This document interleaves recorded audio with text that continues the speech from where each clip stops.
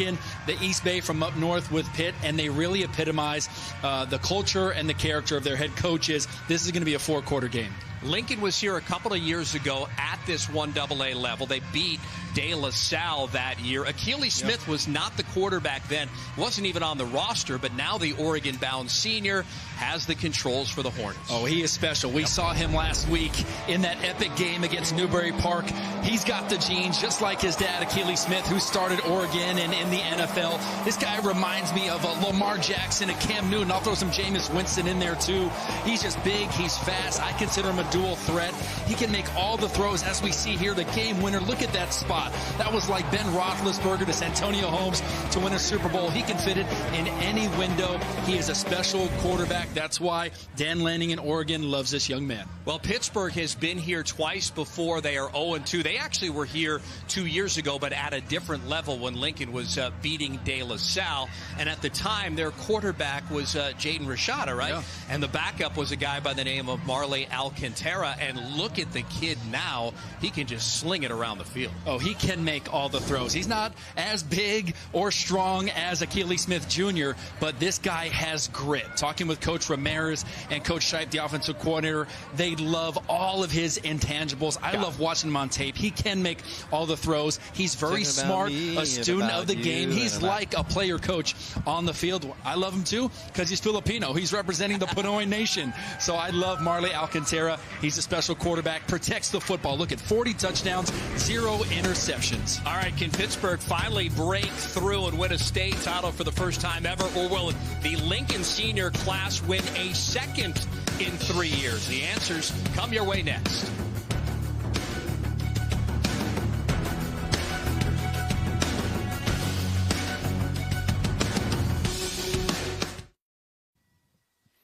What was Nikki something? Should be 2Ks. It should come up. It's like Nikki.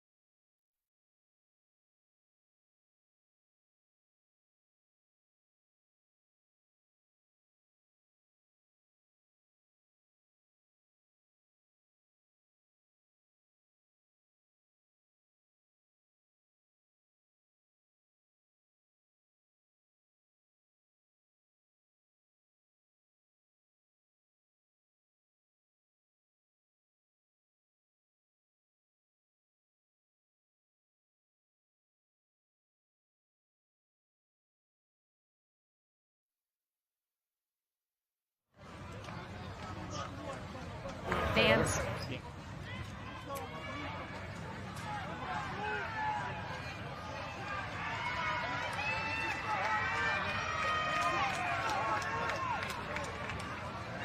on in, guys. Come on in.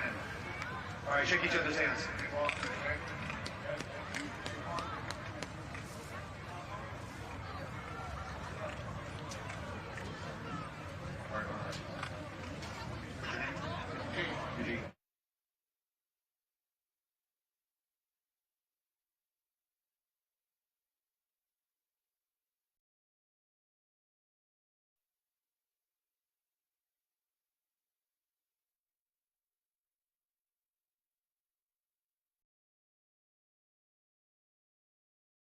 Championship game, number 10 Lincoln has won a state title at this level. And for Pittsburgh, they're 0-2, hoping the third time is a charm in state title games. Before we kick, let's check in with Nikki Kay, roaming the sidelines for us tonight. Nikki. Well, that's right. The Lincoln Hornets arrive here at State, riding the momentum of an epic comeback win in the regional championship. The Hornets were trailing 13 in the fourth quarter before scoring 20 unanswered points and the game-tying touchdown coming with just over 2 minutes remaining when Achilles Smith Jr.'s pass into the end zone seemed to be a broken play and game over, but the ball falling into the hands of senior Joshua Newbern, who caught the pass lying on his back. Lincoln would go on to pull out the comeback victory. Now listen, I know the whole stadium was in disbelief. We had to watch a couple of replays to confirm it was a touchdown, but one man who knew it was good was Josh himself, who comes into this game with a whole lot of confidence. He told his coach pregame, "I'm going to make a play. I promise you that." Guys, he made a play. He made the play, perhaps the catch of the year here in the state of California, that helped Lincoln arrive to State tonight. Thanks, Nikki. It was something else. I don't know how many times you watched it back on your DVR, Chris Ricks, but I certainly did a handful of times, and it's just more spectacular each and every time I watch it. Charlie Ramirez is the head coach for the Pittsburgh Pirates. He took over for Victor Galley, who retired after the 22 state championship game. Yeah. He's the former defensive coordinator. He says Coach Galley still helps out from time to time, still has his ear, and he's the guy that will call the defense for the Pirates tonight. And then on the other sideline, former NFL veteran of 7 seasons, David Dunn, in his 14th season with the Lincoln High Hornets. He's a 4-time CIF champ, and with his hat, I don't remember if he had the bring your green hat, come on.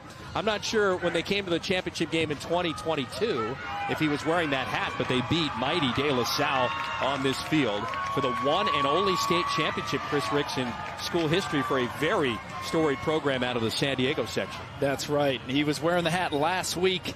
He had the glasses on last week. I asked him tonight pregame, "Where's the sunglasses, Coach?" He said, "Chris, I couldn't find them." So obviously it was a busy week getting ready for this state championship game. Talking with Coach Ramirez on the field before the game. Says so excited for his boys to be here playing for a state championship. As you mentioned, their first one, as we see Achilles Smith Jr. What a game he had last week. 4 touchdowns, 3 through the air, 1 on the ground. He's a fun quarterback to watch. All right, so it was Pittsburgh who won the toss. They elect to defer to the second half, so the Lincoln High Hornets are going to get it first. And teeing things off will be Eleno Lopez there, wearing number 43. He swings his right foot into it. It's a short kick, and it's going to be fielded at the 5-yard line. And it's Isaiah Grant, who was spectacular last week in the regional championship win over Newbury Park. And he's out to the 26-yard line. And that's where we'll get our first look at Achilles Smith Jr., the 6'6", 225-pound senior quarterback, headed to go where his dad played, the University of Oregon. That's right. He's a legacy player. Was communicating with Achilles Smith Sr. this week. Was so excited for his son and appreciative of everything we did last week and coming into this game. You see him committed to Oregon. 3 touchdowns through the air last week, 1 on the ground, nearly 100 yards rushing. He's a dual threat, fun to watch. As we see Lincoln coming out in an empty set, no running backs, 5 wide receivers. He 3 to the top and 2 to the bottom of the screen, wide open for the Hornets. Drive starts at the 26-yard line. They'll now shift Junior Curtis into the backfield, and it's a handoff to Curtis, who makes a man miss. He gets to the 30 and gets driven back by Jaden Hudson, a senior, a pickup of 4 yards. Let's introduce you to the starting lineups, and we'll start with the Lincoln High Hornets. Ton of skill guys all over the field. We've already mentioned Curtis. You see the fellows up front getting the way done with Hardiman, Pettis, Davis, Fields, Tala, and Garcia. Great offensive line for the Hornets. 2nd and 6 from the 30. Here's Grant. Grant trying to get the edge out left. He's got the first down. He's up to his own 45-yard line and out of bounds to pick up Lincoln's first down of the game. Love the call by Coach Jason Carter, the offensive coordinator, one of the best in the country, getting your playmakers the ball in space. As we see with Grant on the outside, get some blocks, and then picking up the first down. Anytime you get a number 0's hands, he's going to make something happen. Pick up of 15 yards. Here's a handoff on a zone read and straight through, and that is the first carry of the game for Donald Reed III. And he runs into J. Phelps Tafaono, Here's the Pittsburgh starters. Ton of talent on the defensive side at the bottom, highlighted by Jamar Searcy. Strong safety coming out of the secondary. And they're going to run again and back onto the ground. Donald Reed III, who came in 30 carries, 123 yards. And he'll be short of the first down. It'll bring up a third down, and the first time the Hornets will have to try and convert a third down in this championship game. Right back on the ball, two-back set. And here's a dynamic that Smith has that's terrific. He runs for the first down, and he'll get down to about the 37-yard line of Pittsburgh before Tim Edwards brings him down. Take a look at as Keely Smith fired up with that first down.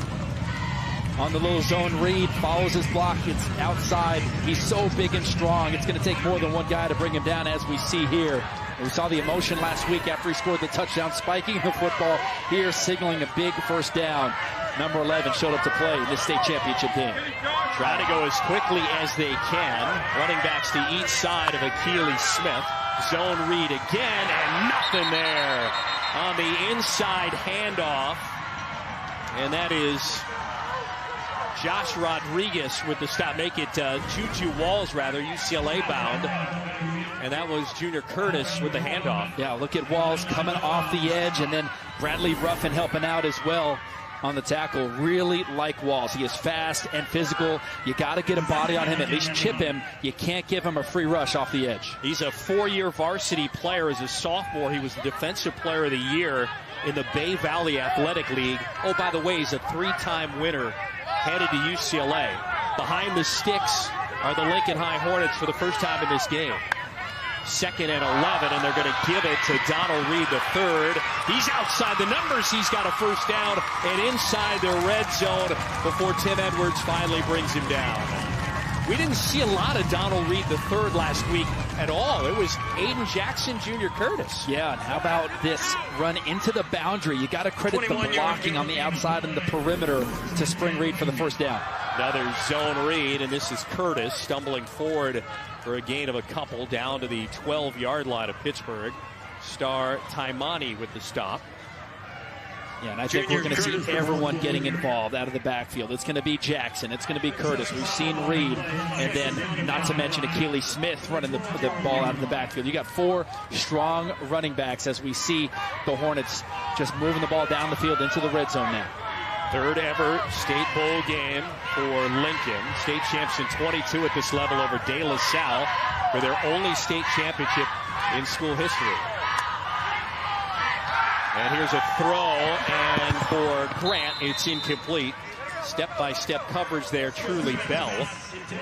And so, Keely Smith, who is a 63% passer, decides to put it up to change things a little bit here on this opening drive. Yeah, that time the cannon of Keely Smith too much, landing out of the back of the end zone. You want to give Grant at least a chance for a jump ball, maybe a back shoulder fade, but didn't have a chance to come down with that one. 3 receivers stacked to the right. 3rd down here, trying to convert their 2nd one on this drive. Smith had time, now 3 chasing him, flings it, and it's incomplete. On that far sideline, Ty Olson was the intended target. And so that's going to bring up a 4th down. And we'll see if they send out Felix Benavides for the field goal. And on will come number 42, who's 5 of 7 on field goals for the season. 42 is his longest. And this one's going to be from just inside 30 yards. I like Benavides. Struggled a little bit last week in the punt game, but came back strong in the second half and then had some clutch place kicks to help them win over that very strong Newbury Park team. We'll call it a 29-yarder to give Lincoln the lead on their opening drive. On its way, and he's going to miss it wide left. How about that for Pittsburgh? What a stop against Lincoln's offense to begin things. Yeah, you see the look on Coach Dunn's face. He thought maybe it went through. It was just outside. I mean, it almost hit the upright, or the up left, as I call it, on the left side. Had the distance, just, as you mentioned, partner, missed it to the left. And so Pittsburgh's going to get their first offensive drive here, and they'll be back at the 20-yard line. And our first look at Marley Alcantara, 5'9" senior quarterback The most remarkable stat on him, 0 interceptions here.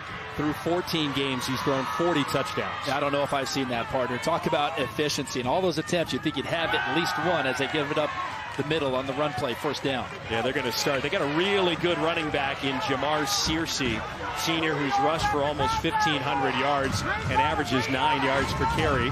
There's the particulars on Alcantara. Look at that quarterback rating. He's committed to Southern Oregon as Pitt gets right back on the football, going hurry up tempo. Second down and 5. And Searcy in the backfield. And early movement. That's going to be our first penalty marker of this game, almost 5 minutes in. Jim Stickney is our official. Prior to the snap, false start, offense, 5-yard penalty from the previous spot, second down. The backs, Searcy and Bo, you're going to see a lot of them tonight. The guys up front, Taimani, Vaigosaga, Langji, Ruffin, and Lila Saipai. All seniors. Yep, all seniors across that line. Alcantara to throw, and it's incomplete. He was targeting Makari Kenyon, who has 37 tackles. Isaiah Bartolome, the senior, was in the coverage. They run it the first couple plays. Now they take a shot. You got cover one. That's man coverage.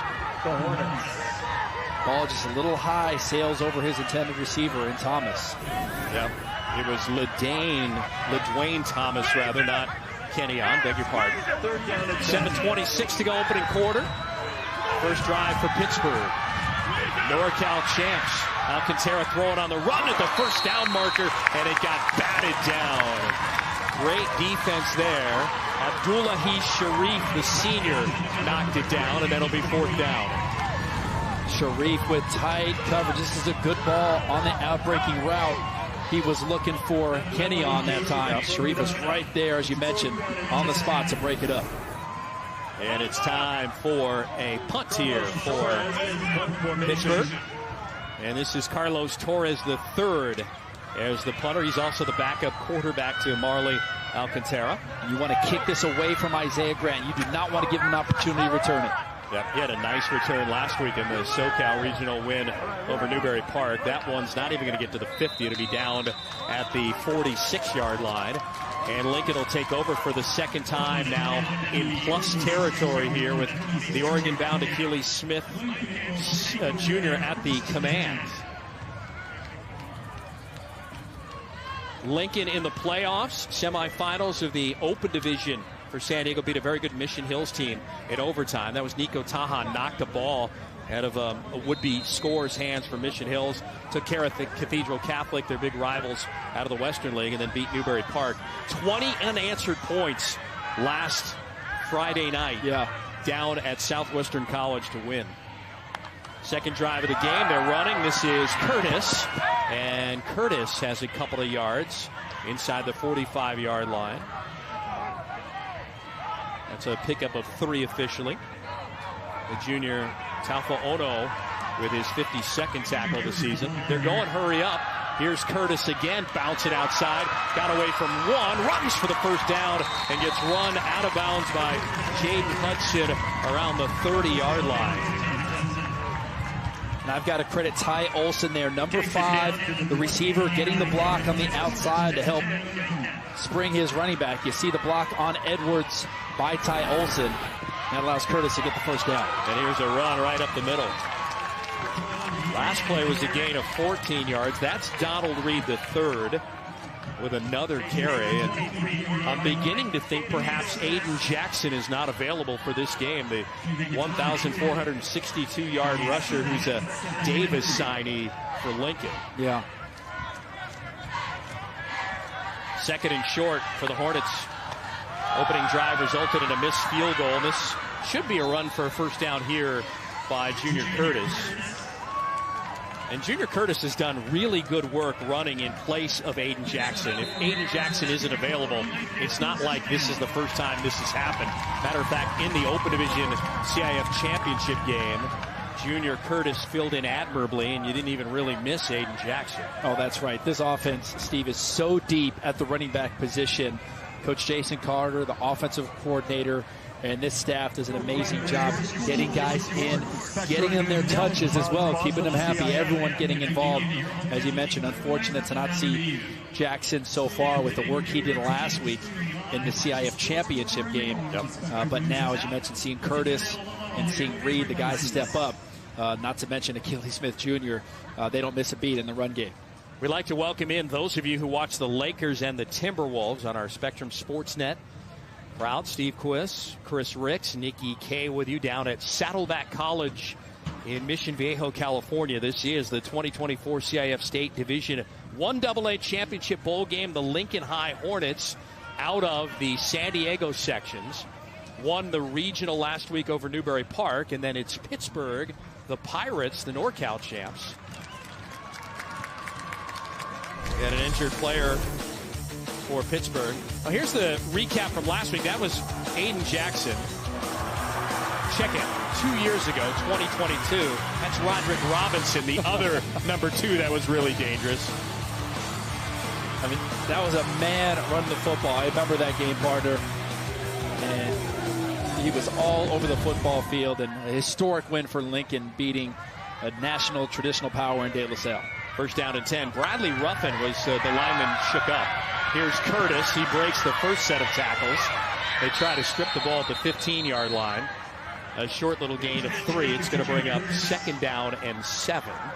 Good idea by Tofeono, trying to strip that ball, try to rip it out. But good ball security, even better that time by Junior Curtis. Back to 2022, that was quite a win. This young man wasn't there. KJ Chatham was the quarterback. Yep. Roderick Robinson was doing his thing. He's now at Georgia. But they beat storied De La Salle out of Concord, and they were the first San Diego section team ever to beat De La Salle. That's how big that was 2 years ago at this very level, Division I AA.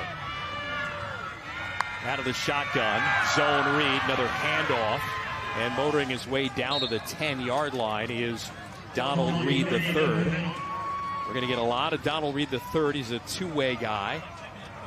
See him on defense as well. He'll play outside linebacker, and they go no huddle. 3rd and short. Here's Curtis, and Curtis is going to be about a yard short as he gets inside the 10. Decision time now. You missed a 29-yarder on your opening drive. I would assume this is 4-down territory now, partner. Yeah, and they're not going to kick it. They're going to go for this thing.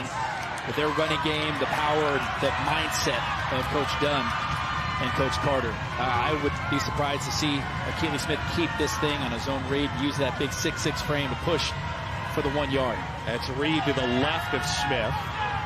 Curtis is to the right of him. 3rd and 1. And they're going to hand it off to Curtis. Curtis spins. He's got the first down, and he's down to the Pittsburgh 5-yard line. All credit to the guys up front, the offensive line opening up a huge hole for Curtis. Coach Dunn loves it.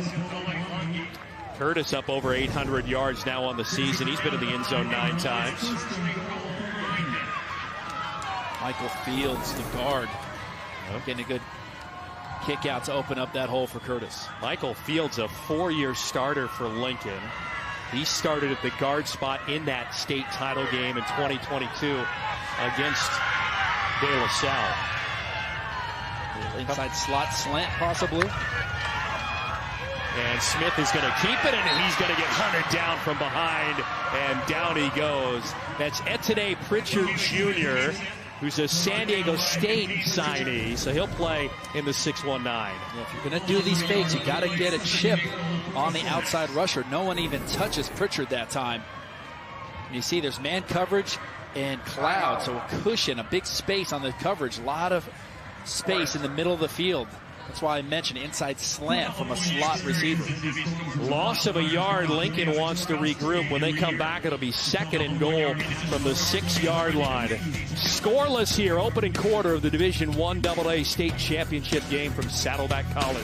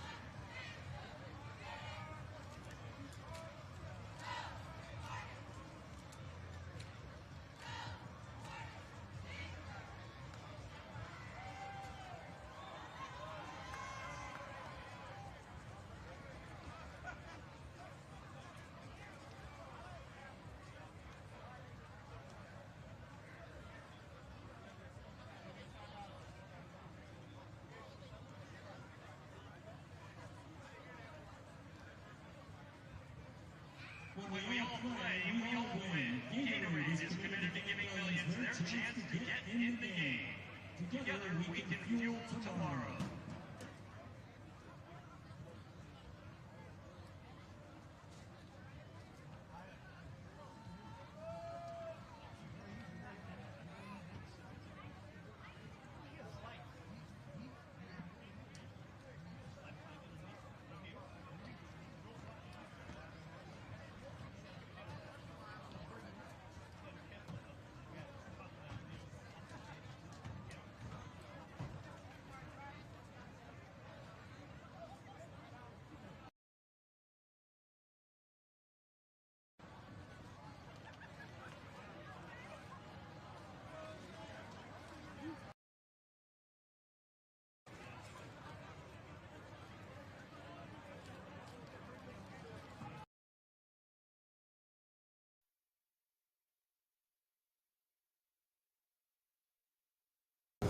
Well, let's take a look at a couple of NFL players that have come out of Lincoln High School. Hall of Fame running back MVP, Super Bowl MVP Marcus Allen. Hall of Fame running back MVP and Super Bowl MVP Terrell Davis. And then Akili Smith Jr.'s dad, Akili Smith Sr., the 3rd overall pick in the '99 NFL draft, played his college ball at Oregon.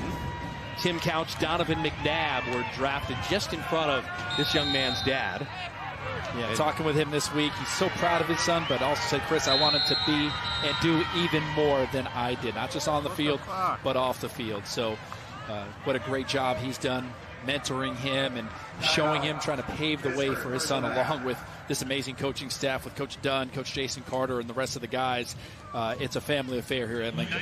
So Pittsburgh spends a timeout after Lincoln comes out of the timeout. They wanted to see what Lincoln was going to run. There's probably not a lot of room for error in this game for either side. Just to button up on Akili Smith Sr., Dad played 4 NFL seasons, 22 total games, through 5 touchdown passes. All right, let's send it down to Nikki, who's got more on Akili Smith Jr.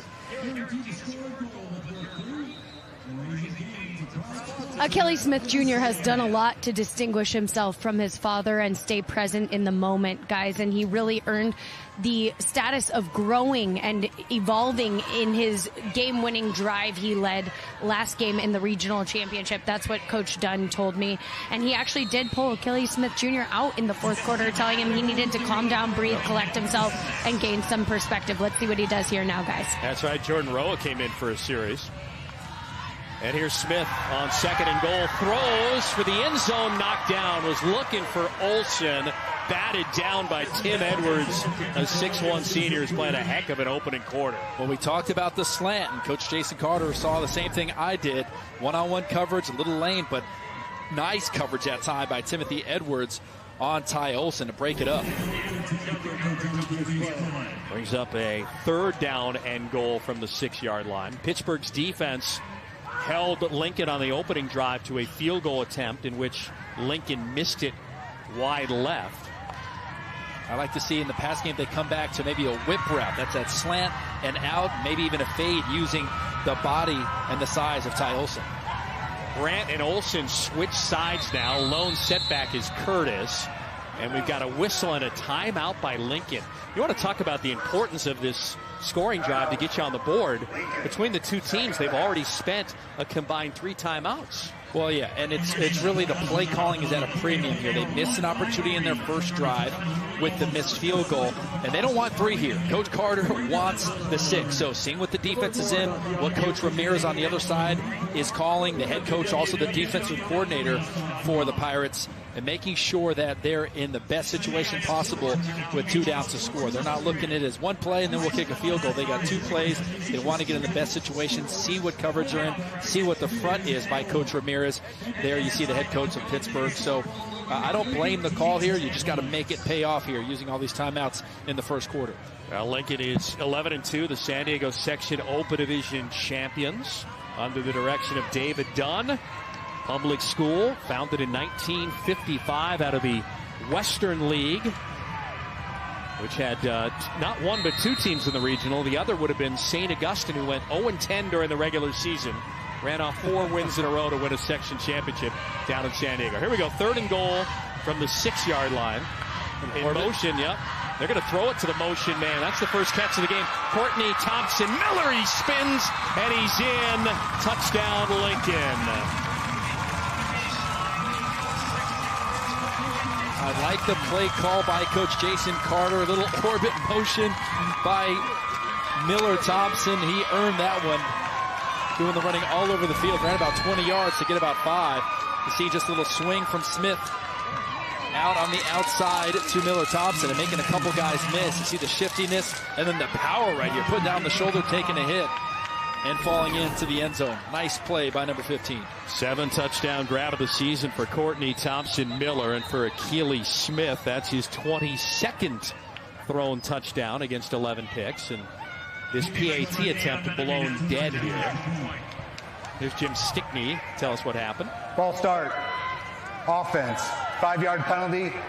Still untimed down. So 1 untimed down, moving it back from 5 yards.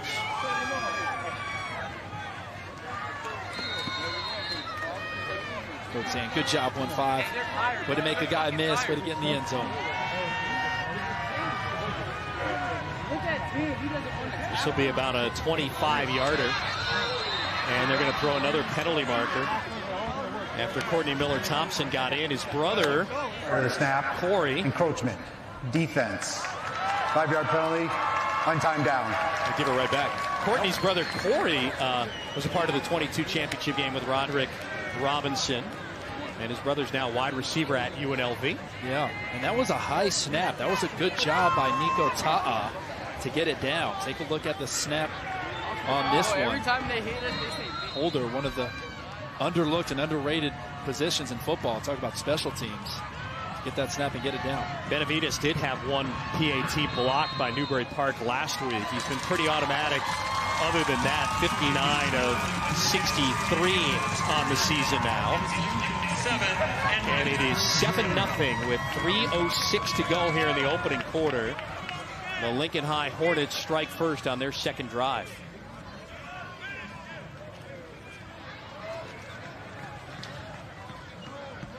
Well, Pittsburgh was outstanding as they're about to get the ball back last week against Folsom. At one point, they were down 21-0 in the second quarter. Rallied to beat that powerhouse Folsom and their USC-bound quarterback Ryder Lions. And then you see, this is interesting here because you're in the North Coast section playoffs at the Open Division, right? They lose to De La Salle in the Open Division section championship game. And then your season gets to continue as you get bumped down to Division I and you play in a championship game down there and win and move on to the regionals. Yeah, and you cannot credit Coach Ramirez and the staff enough with that deficit. They were down to Folsom. Ryder Lions, a USC commit, and to fight back. We talk about the play of Marley Alcantara against Folsom, 22 of 29 and 4 touchdowns. So keep an eye on him, and this game is just getting started. Number 12 is going to make some noise. Josh Rodriguez fields that short little kick. Let's send it down to Nikki.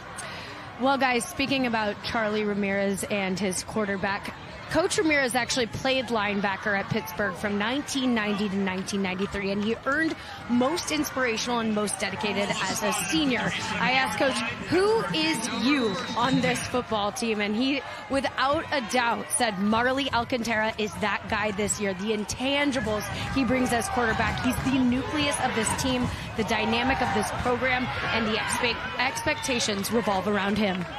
Cersei runs into Eugene Rice on that run. Eugene Rice wears number 54. They call him Baby Sap, the San Diego Division Player of the Year on defense. Last drive, 11 plays, 46 yards, took 4:03 for Lincoln. And there is Cersei trying to get into the open field. Gets past a man and is going to get run down inside the red zone. Cameron Purnell with a touchdown-saving tackle after a gain of 42. I know that was Jamar Cersei, but did that remind you of another 28 running back from the San Diego area? Let me see. Marshall Falk? Yeah, look at this guy. Getting the outside. Look at the strong legs as they go hurry up right back on the ball. Yeah, they're throwing, and Cersei gets away from one man, makes a miss, and is near another first down. Finally cleaned up by Isaiah Bartolome.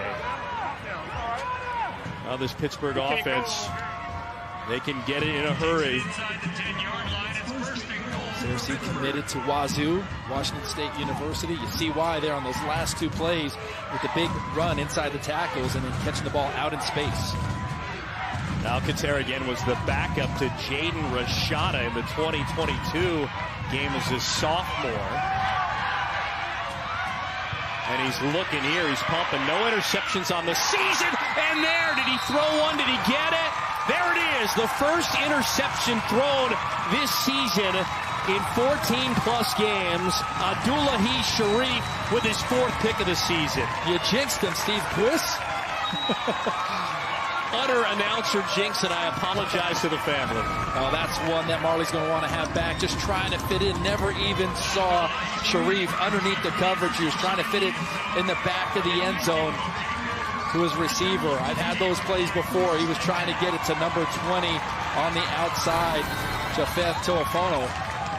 And number 22 said, I'll take that. You see he's getting the turnover chain for the Lincoln Hornets.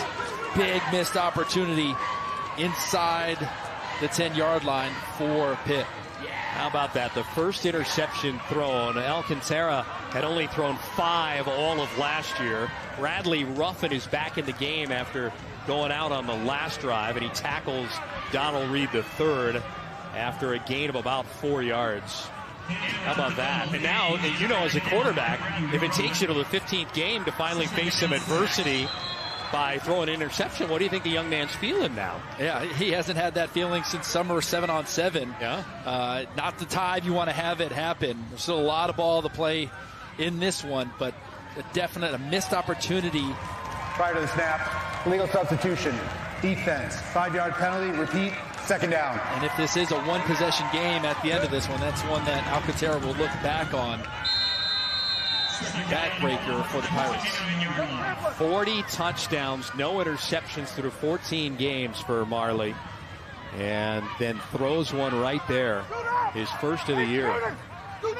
So Smith back to work, 2nd and short for the Hornets. An 11-win team, they're running again. And that's Talfa Ono making the stop, but should be a 1st down run there by Donald Reed III, and it is. So move those chains out to the 30 for the Hornets. Final minute of the first quarter. Let's go back and look at the exchange here. Yeah, take a look at the mesh from quarterback to running back. Ooh, almost came out. It was a good job by Curtis to secure that. That wasn't Donald Reed III. I beg your pardon. It was Junior Curtis. They also have another running back, too. They use Cam Joy, who scored a touchdown last week. Big 4th quarter touchdown in the regional win over Newbury Park. Pressure comes. Smith takes off, and he gets chopped down for a loss back at the 27. Good call by Charlie Ramirez, the head coach and defensive coordinator for Pittsburgh, dialing up the pressure. And Achilles Smith not able to get rid of it here. Lion not able to pick it all up. They brought one more than they could block. And as a defense, that's a win when you get the tackle for loss and a couple of shots on the quarterback. Yep, Dominic Calhoun was there. Arias Jenkins as well. And that's going to be the final play of this first quarter of play. And so we'll mosey on to the 2nd quarter here of the CIF Division 1AA State Bowl Championship game. Lincoln got on the board with a touchdown throw from Smith to Miller Thompson to open the scoring on drive number 2. And they turned over Marley Alcantara for the first time moments ago. Off to the 2nd quarter we go.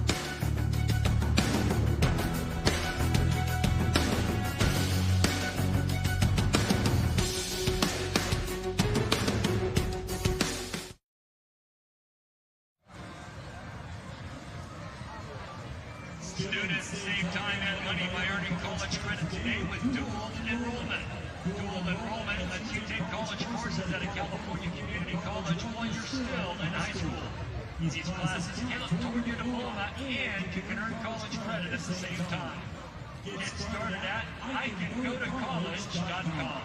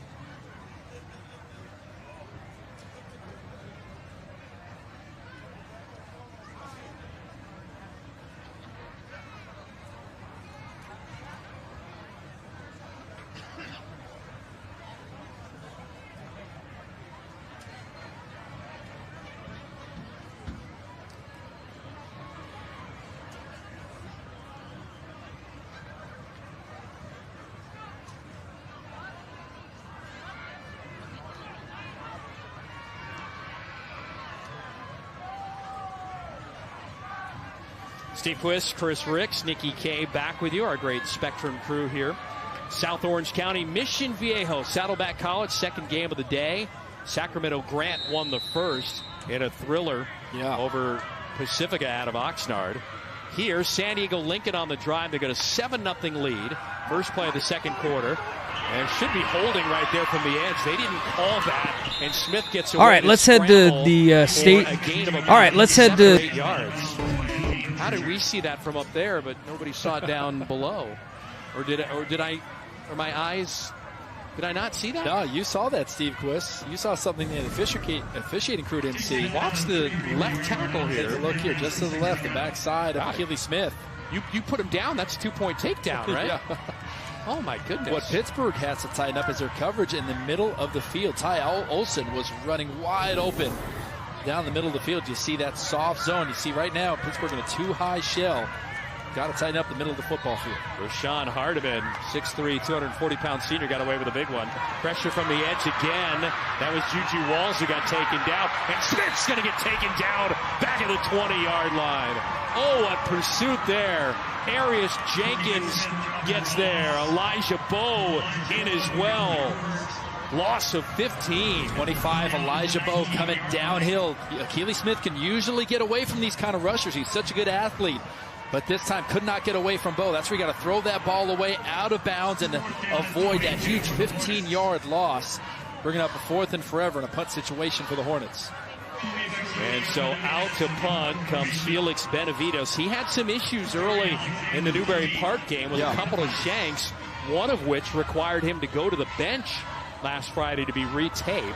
But then he came back. Maybe he's just sandbagging us because he came back and had a fantastic punt. Yeah, just need a little spat, a little more support on that foot. Gets this one away. And that looks a little bit like the Newbury Park one, but he's going to get a fortuitous bounce here. And another great starting field position for Lincoln in plus territory. Let's introduce you now to the Pittsburgh Pirates. I love that name. Not the Steelers, but the Pittsburgh Pirates. Out of the East Bay, Contra Costa County. That's up there with the likes of, Antioch's out there, some big football schools, Brentwood, Liberty. I mean, you got to really, really be a tough guy, a tough you-know-what to play out there. Coach Ramirez has done a great job. He wore the black and orange and taking over for Coach Galley, keeping this program rolling. And here's Searcy bouncing to the outside. He's got a first down. Look at that second level touchdown. Oh, what a run by Jamar Searcy. His 19th touchdown of the season, and Washington State is getting a terrific football player. Oh, yeah. I know you'd like to keep him home in San Diego. I mean, look, it just looks like Marshall Falk. I mean, getting to the edge. Not a lot of running backs run away from Lincoln Hornet defenders with how fast they are in the secondary. But once 28 got to the sideline, it was a house call. How about that? A one-play scoring drive. That's a 47-yard run. Is that Nikki K already getting like an interview in-game? And the extra point attempt, the important one at the 10:34 mark, is good, and it's a brand new game.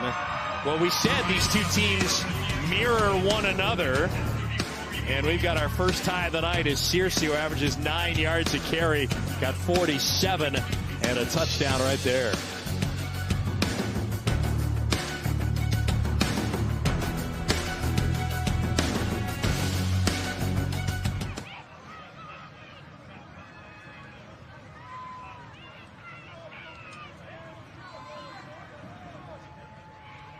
Champions know the importance of healthy meat. Ultraman has options to prevent and cure most athletes' push so you can focus on what really matters, winning the game.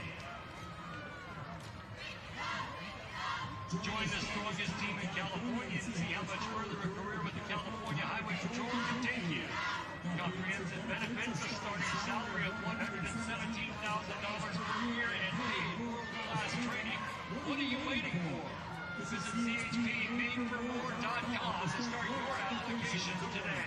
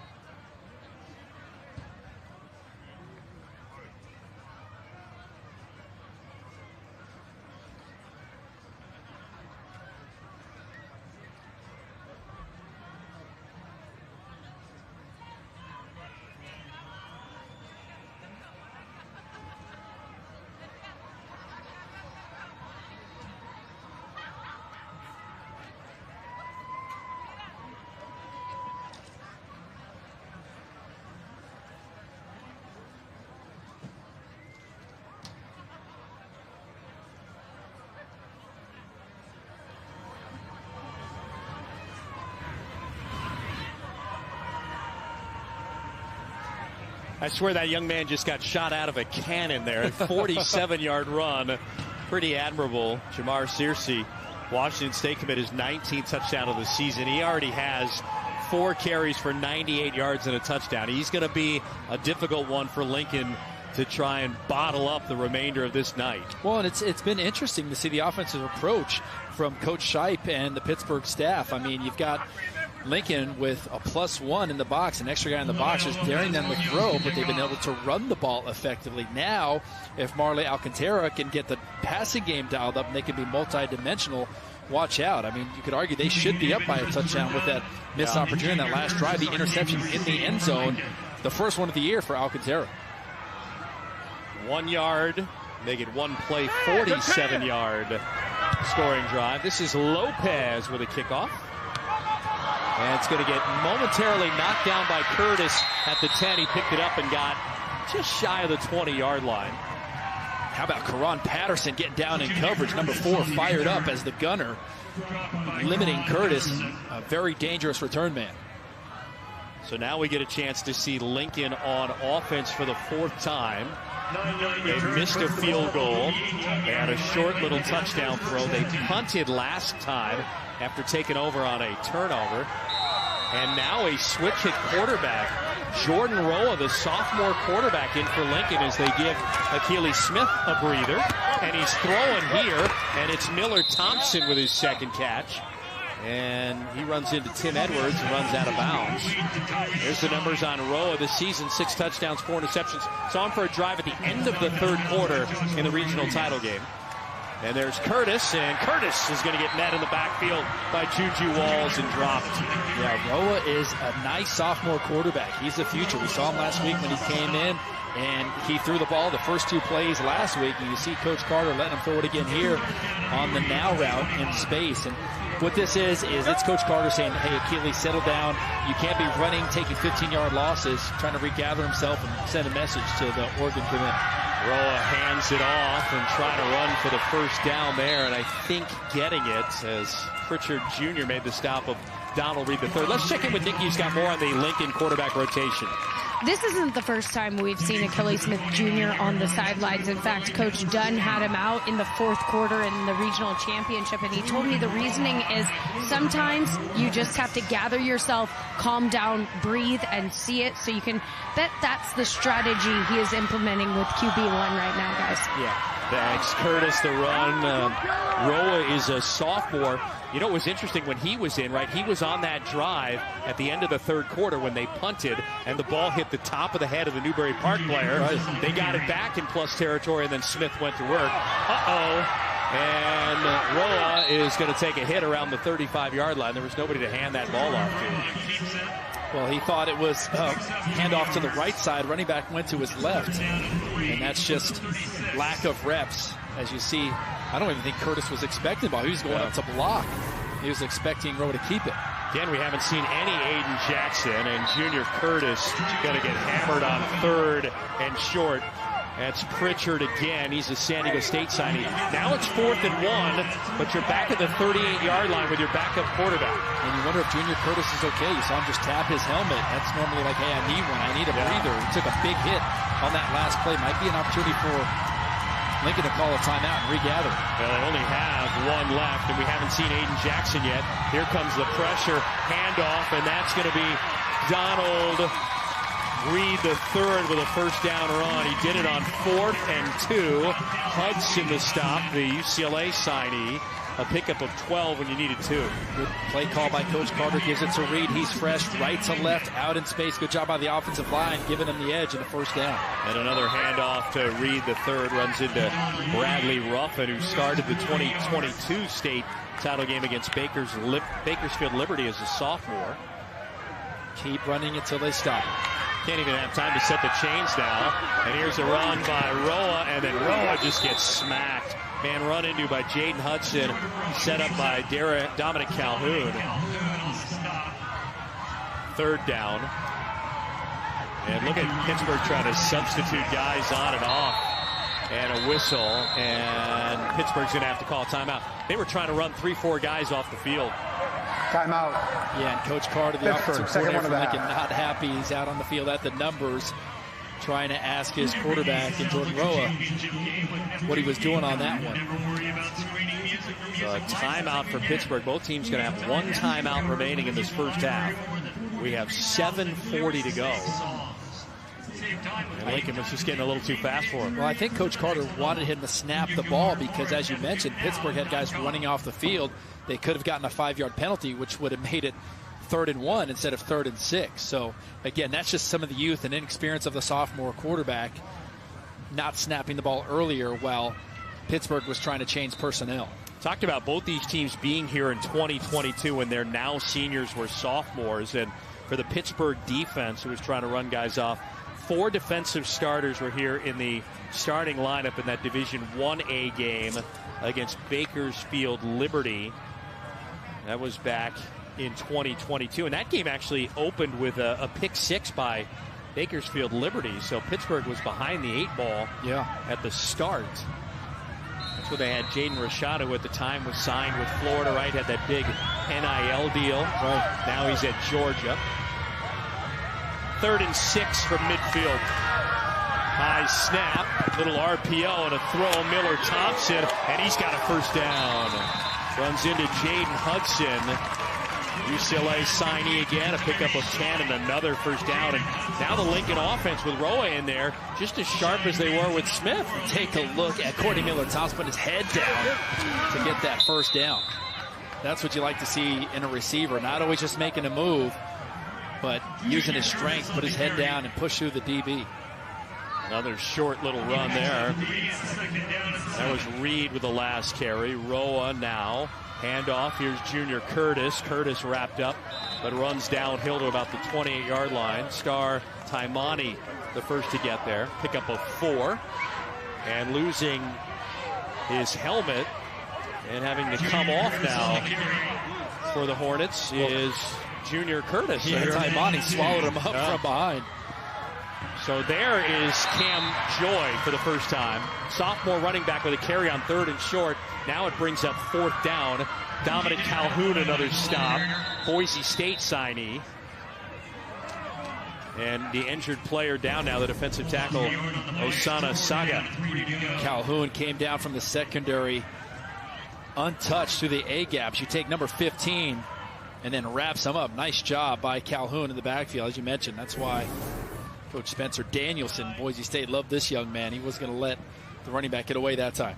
And we came on the air saying these are 2 teams that mirror each other with tough physical play. And we have another Pittsburgh interior defensive lineman down. Ruffin was down earlier. Now it's Saga, 6 foot 3 inches, a 280-pound senior. And you might recall we were doing the game a couple of years ago when Jaden Hudson left the 2022 title game with a neck injury. Yeah. We stopped down for almost an hour while the ambulance came and escorted that young man to the hospital. He was perfectly fine. As a matter of fact, is signed with UCLA. Yeah. Well, you got to credit CIF State and Saddleback College. I can already look to the end zone. Behind the end zone, you see an ambulance already here. That was one of the errors a few years ago. They had to wait so long, as you mentioned, Steve Quist, for the ambulance to get here. So hopefully nothing happens tonight where we need one, but if they do, we already have an ambulance on site. So good job by CIF State. Big 4th down play coming. There's your First Med ambulance. Nice Hopefully shot, we don't guys. have to use it. We'll have 5 games here this weekend. And so the defense comes back out onto the field. Speaking of Calhoun, Boise State, you think Genty maybe has a shot tomorrow night? First Boise State Bronco to win the Heisman? I'm pulling for him. I think it is. I'd like to see a non-Power 4 guy get it. Yeah. I'm not sure. 4th down. They've already converted a 4th down here on this drive. They have 1 timeout remaining. Roa in for Achilles Smith Jr. on what is the 4th drive for Lincoln. They're going to run, and here's Reed. And Reed, with a second effort and a spin, gets across the line to gain, and then some for another Lincoln first down. Picked up 7 on that play. You see the power of Reed, and not sure if he took a hit there or if it's a cramp, but he was pushing on that one to get the first down. As you see him go down, he was hit behind the sticks, but then started pumping the legs to pick up the first down. Got to credit number 3, Donald Reed III. is there going to be anybody left in that running back core here for Lincoln when it's all said and done? We haven't seen Aiden Jackson, their top running back, who probably was injured, we're guessing, in the Newbury Park game. Nice job by Reed getting those yards after contact, about another 7 or 8 yards. Looks like maybe he took a hit to the shin or to the ankle. I hope he's okay as he comes off gimpy. And this first half, already the 4th string running back, sophomore Cam Joy, has had a carry. The thing is, they got a lot of depth, so Cam Joy's only the 4th string guy because he's a sophomore, right? And yeah. Got to wait your turn. You know whose name we haven't called in a while is Isaiah Grant, number 0. Yeah. He was banged up a little bit in that SoCal Regional Championship game against Newbury Park, and him and Olsen came back in. Here's Roa eluding the pressure, steps up to the throw, and it got picked off. Intercepted at the 15-yard line. That's the 8th pick of the season for UCLA-bound Jaden Hudson. What a catch by Hudson. Roa trying to hit the crossing route. There was a lot of traffic in the middle. I thought he was going to tuck it and run. And you see this throw behind the body of his receiver, and then Hudson says, I'll take that. Look at that, one-handed catch. He was trying to find number 15 and Courtney Miller-Thompson. Here's Alcantara back, and he's going to get swallowed up in the backfield. That pressure came, and that is Prince Tavazon. An 11-sack. Indigo Northheimer also with the pressure. Well, we know the secondary for Lincoln is very dangerous. That's something you got to credit the front for getting penetration, getting the tackle for loss on Alcantara, not allowing him to go through his reads and get the ball downfield. And now you're behind the sticks. Got to be careful. 17. Protect the football if you're Marley Alcantara. Alcantara, 40 touchdown throws, 1 interception all season. It came not too long ago. He's putting it up here, trying to lead Ralph Mosley, and a penalty flag is thrown. Interesting. Trying to hit Mosley on the corner route. Number 2 is fast, but not quick enough to catch up to that one. That was an us or nobody ball. Either Mosley's going to get it or no one. Maybe a holding or PI on the back end. Holding. Defense. 10-yard penalty from the previous spot. Still second down. Take another look. There was double coverage on Mosley. Look at the top left of your screen on the corner. See a little bit of a hold there on the jersey, the bottom of the jersey of Mosley. That was Dylan Dunn, the nephew of head coach David Dunn. So now, because you were behind the sticks, it's not an automatic first down. You pick up 10 yards, but it's second and a manageable 2 from your own 24-yard line. Run it with Searcy. And they are. Searcy closing in on 100 yards in this first half. He picks up 3 and a first down on a nice second effort. Dalen Dunn with the stop. Let's check in with Nikki. Well, I asked Searcy after his touchdown run what he's seeing out there that's enabling him to get off these big yards, and he told me it's actually his linemen who are double teaming them, creating a big gap, allowing him to get downfield and cut to the outside. On the play fake, Thomas with the catch and a first down. Thanks, Nikki. That's a pickup of 18 yards, and they move it to midfield, still on their side of the field. On a first down at 10, and they went a little too quick, and there's a penalty marker thrown by a back judge. I think Lincoln's got too many guys in the field. Prior to the snap, substitution infraction. Yep. Defense, 5-yard penalty, still first down. Yeah, they had 12. They're trying to run someone on late, as you see the tempo of Pittsburgh. Nice play call here by Shipe on the play before. Little zone read fake inside, open things up in the middle on the breaking route for a first down. 1st and 5 from midfield at the 50 for Marley Alcantara. He completed a 10-yard pass in the 22 game as the backup to Jaden Rashada. Now he's in trouble, rolls out, and will get close to the first down marker. He's going to be about a yard short. He'll be in plus territory around the 46 of Lincoln. You know who he reminds me of? Quarterback that's near and dear to your heart. Noah Fafita? In Tucson, yeah. I was going to say the same thing. Holding. Offense. Still first down. What number? Going to give it right back. A holding on the Pittsburgh Pirates. Coach Ramirez doesn't like the calls. We'll take a look. The hold right there. Start time in front of Alcantara. You not only see the jersey being pulled, but anytime you see the belly, yep. And he knows it's a hold as well. Raising his arms up was Indigo Northheimer. Back behind the sticks yet again on this drive. And here's Searcy, and he runs right into Prince Tavazon and takes him for a short little gain. 7 yards for Searcy. Searcy's up over 100 yards now, which puts him close to 1,600 yards for the season. He's a kid that averages 9 yards a carry heading to Washington State. Yeah, keep an eye on number 5, Makari Kenyon, and number 29, Kenneth Ward. Wide receivers got one-on-one coverage with a lot of space down to the bottom of your screen. 2nd and 8. And a throw at the shoe tops at the 45-yard line and gobbled up. Was it a catch? LaDaine Thomas. Alcantara's pass intended for Thomas is incomplete. It's incomplete. Look, this ball was low and hot for Thomas. Goes down to the turf, tries to scoop it up, but you can see right there, touching the ground. Good call by the CIF State officiating crew. This is a crew out of Orange County led by Jim Stickney, who had the Edison Granite Hills game on Saturday, game that we did here on Spectrum. Got to get to the 45 of Lincoln and passed it by a smidge. One-on-one coverage down below and no safety help. Maybe you take a shot. Looks like they're going to send a blitz, and they do. Alcantara gets rid of it, and a dive at the 40-yard line. It came out incomplete. Looking for Makari Kenyon, and on 4th down, they're going to have to punt. Unless they decide it's 4-down territory. We'll see. Interesting call here. They're going to go for it, huh? By Coach Ramirez and Coach Scheib, the offensive coordinator for Pittsburgh, to go for it at midfield.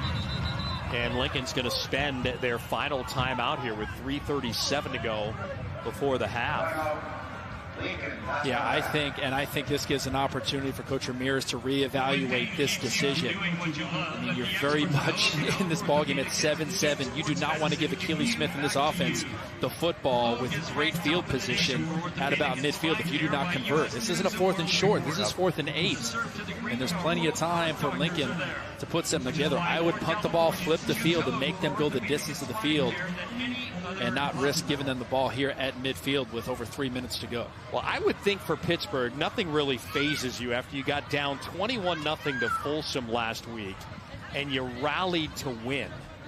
And you had Searcy make some terrific plays at the end. He also, from our understanding, gave the football away late at the end, and they thought, uh-oh, but then came back to knock the football out, and then on a 2-point conversion, take down Ryder Lyons and make that play a failed 2-point conversion. Yeah, and Marley is normally very accurate. He just hasn't been in rhythm and as accurate as he normally is. They've really been one-dimensional with the run game.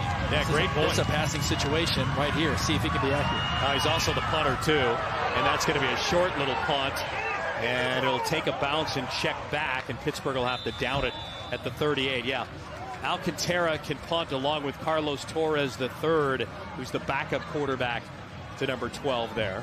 Well, I like the decision to punt it. As I mentioned, not quite flipping the field. No. That was a short punt from Alcantara. 15 yards on the quick kick. And so now you give it back to Lincoln with not bad field position, and number 11's about ready to come back out in Akili Smith Jr. Headed to Oregon, where his dad was the Pac-10 Player of the Year as a quarterback. Yeah. And now not only is the Pac-10 not around, the Pac-12 is down to, 2 teams, and then 2026 it'll acquire some Mountain West Conference teams, and that thing's a mess. Yeah. That's got to hurt your heart as a old Pac-10 guy, the Wildcats. On 1st down, Smith to throw.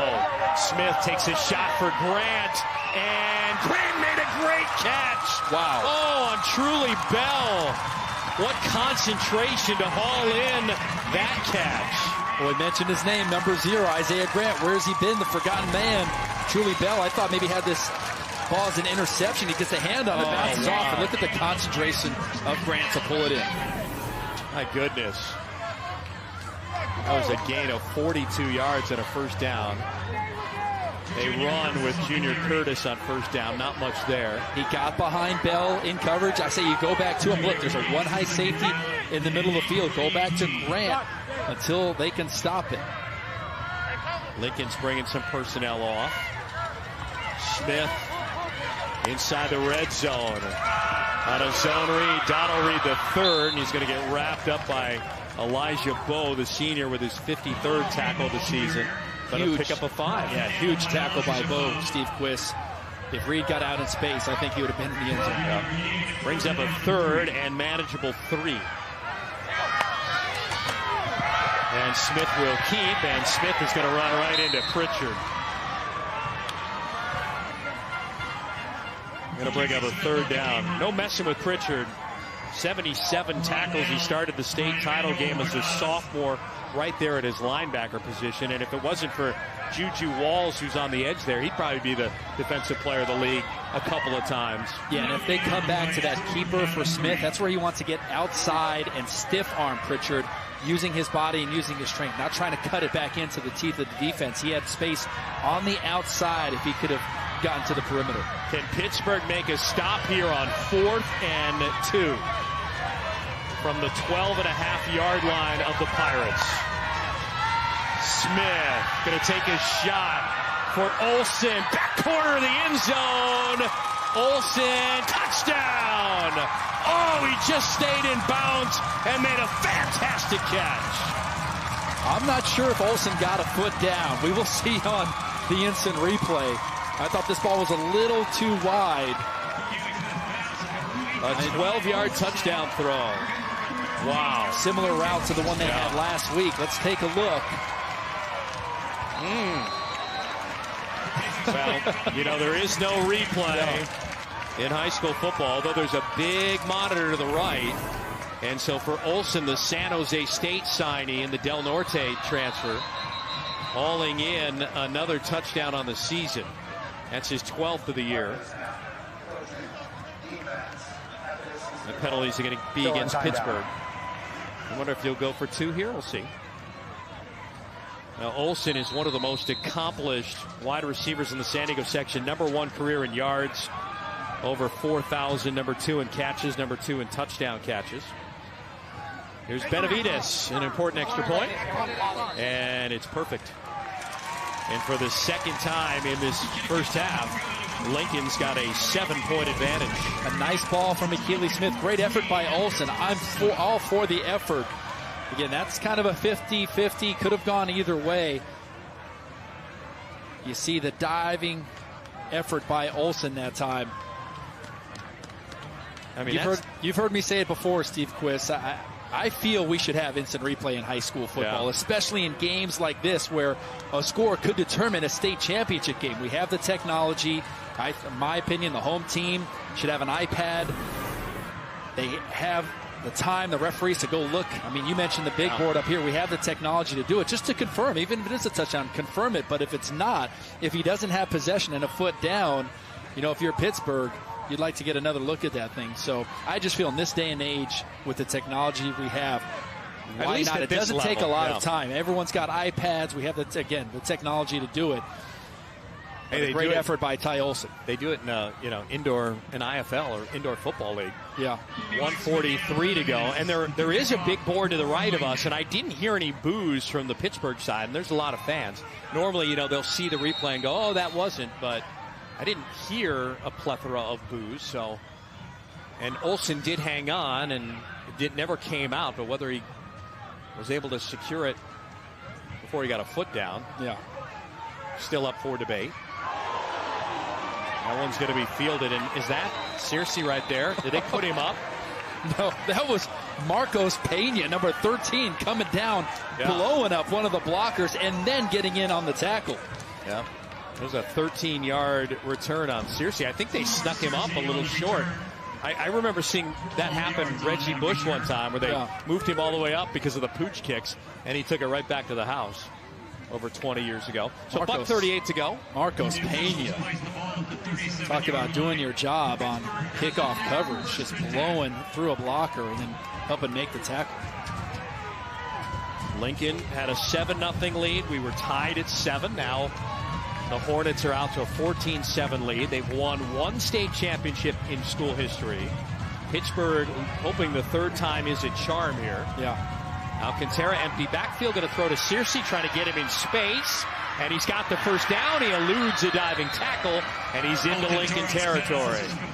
And here's an opportunity to really get the passing game in rhythm. You fire up the 2-minute offense here at the end of the half. You see that long swing pass. It's like a long handoff. 49ers run that play a lot. And now try to get this passing game in rhythm before the second half. 16 yards and a first down. Pittsburgh can only stop the clock one time. And movement from the edge. Prince Tabazon, sophomore moved. Jumping into the neutral zone. This will likely cost Lincoln 5 more yards. That's where you want that free play. Take a shot downfield. Here's Jim Stickney.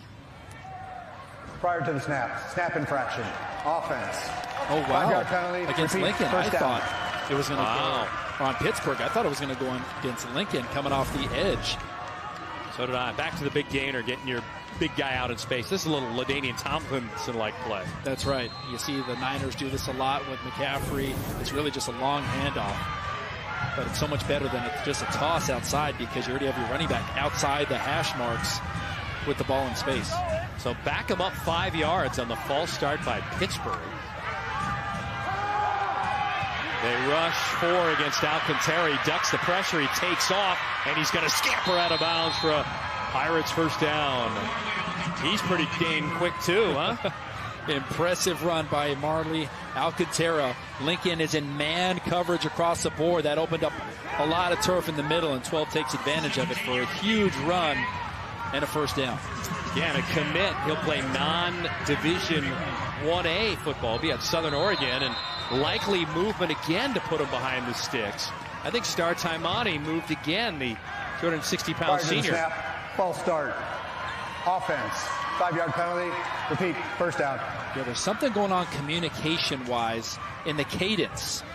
Not sure if it's really loud and they can't hear Marley calling the cadence, but another false start by the O-line. Third championship game for the Pirates. They've been beaten by Narbonne in 17. Bakersfield Liberty on this field in 22. 17 game was up at Sacramento State. Here's Searcy, and he'll get about 5 yards back, runs into Dylan Dunn. Searcy up over 100 yards, closing in on 1,600 for the season. Washington State commit. He'll run between the tackles. He emerges from the pile, puts his head down, and gets popped out of bounds. Cameron Purdell finally finishes him off, but not until after another first down is gained for Pittsburgh. The run game continuing to be the MO for this Pittsburgh offense tonight. And this is where you just set things up. Now you see Searcy out. Another flag, though, partner. This could be devastating if it's against Pittsburgh after they gain the first down. Jim Stickney has been a very busy man. After the play, personal foul, offense. 15-yard penalty, first down. Wow, that's a big 15-yard penalty. You still get the first down, but it backs you up. Wow. Remember, it was Lincoln that had, 10 penalties in the first half against Newbury Park last Friday night. They've been on their best behavior here tonight, to be quite honest with you. Right, and a huge unforced error by Calhoun for Pittsburgh to back up the Pirates 15 yards. General Patton doesn't like that, right? Having to pay for the same real estate twice. 1 minute to go in the second quarter. And they're running. This looks like a little different change of pace. I think that's Elijah Bowe, the senior. That's going to be his first carry here. He was the featured tailback as a sophomore in the 2022 game on this field. Alcantara to the sideline, and coming back to grab it for a short gain over there is Mosley. And Pittsburgh, I think, is going to spend their final timeout here with 27 seconds to go. Yeah, Alcantara's just been missing a handful of his passes tonight low on his receivers. I see that time receiver had to go down to his knee to catch that one. third down and medium for the Pirates. And if I'm Coach Shipe now, I'm getting Searcy back in the lineup, either feed him the ball again, getting him the ball in space, or maybe as a decoy, maybe fake something horizontally and then attack the field vertically, as we see this pass low for his receiver in Mosley. Well, the good news for Pittsburgh is even if you don't score here, you're going to get the ball first to start the third quarter of play. They put a second back on the clock, 28 seconds to go on a third down and 4 for the Pirates. It would be huge for the Pirates to come away with at least 3 here before going into the locker room. They've already had a handful of missed opportunities in the red zone. This is an offense that is used to having a lot more than 7 points at halftime. So if they can get a touchdown, great, but at least come away with 3. And they're going to have, if they can pick up this first down, they'll get at least a couple more plays to get in field goal range. Well, Brian Capatillo, a senior, is their kicker. His longest on the season is 39 yards. And by the way, he's only attempted 1. So they're not a team that likes to settle for field goals. Yeah. Third down and 4. 3-by-1 set. You see the trips to the field, single receiver into the boundary up top. Either got to feed Searcy or use him as a decoy. Maybe try to get the defense going horizontally and sneak something behind them vertically. Searcy lined up to the right of Alcantara, and they moved again for the 3rd time on this drive. This is self-inflicted. Snap, false start, offense, 5-yard penalty, third down. Not something you're surprised to see early in the season, but at this point in the season, the state championship game frustrates not only the line, but most importantly, the coaching staff. They're saying, what are we doing out here? I mean, you're playing in your 15th game. There are not a lot of teams from the NorCal that play 15 games. Searcy releases. He catches the pass. He zips up the sideline, and did he get out of bounds on that far side? He did, stopping the clock. That took all of 3 seconds to gain the first down and cover 11 yards. Talk about speed there, huh? It's nice when you can just check it down to your running back. It's essentially like a screen check down. He takes it the rest of the way for the first down. Well, if they get 7 out of this, the penalties were good because you're not going to give the ball back to Lincoln. Yeah, good at the end of the second quarter, you know? So it might be a blessing in disguise. Alcantara, pocket holds up, steps in, fires, and it's caught down to the 2-yard line with 20 seconds left, and that's Searcy. Oh, what an athlete. Unfortunately, I don't need timeouts. They got a clock play here. Just kill it. Cost you down, but it'll stop the clock. Yep, gain of 23. Ball is spiked, and it may work out. They're the best laid plans of mice and men for the Pittsburgh Pirates, huh?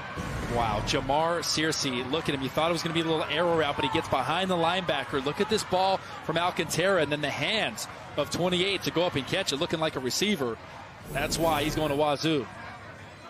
Alcantara looks to his sideline. Again, no timeouts left, so I don't think you can run the football here on 2nd and goal from the 2, even if you have the very talented Searcy. Well, let's see what they're going to do. Well, they haven't been able to stop 28 yet. I say you dance with the one that got you there. 2nd and goal, 16 seconds to go. Now they are going to give it to him. He's fighting for the goal line, and he's in. Touchdown. Oh, that's his 2nd of the first half. It comes with 12 seconds to go, and it's a 1-point game. And how about the custom celebration with his boy, Bradley Ruffin, number 77. You love the chemistry, the relationship.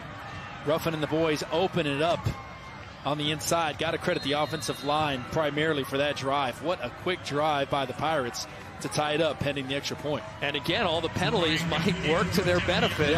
Because Lincoln is going to get the ball back with like maybe 9 seconds left. And Pittsburgh's going to get the ball to start the third quarter of play. And what a second quarter Jamar Searcy has had with 2 touchdown runs. Boy, settle in. This is going to be an entertaining evening. Yeah, you know it's a ball game when our teammate, our friend Greg Biggins, is still on the sidelines watching this game, head recruiter for 24/7 Sports.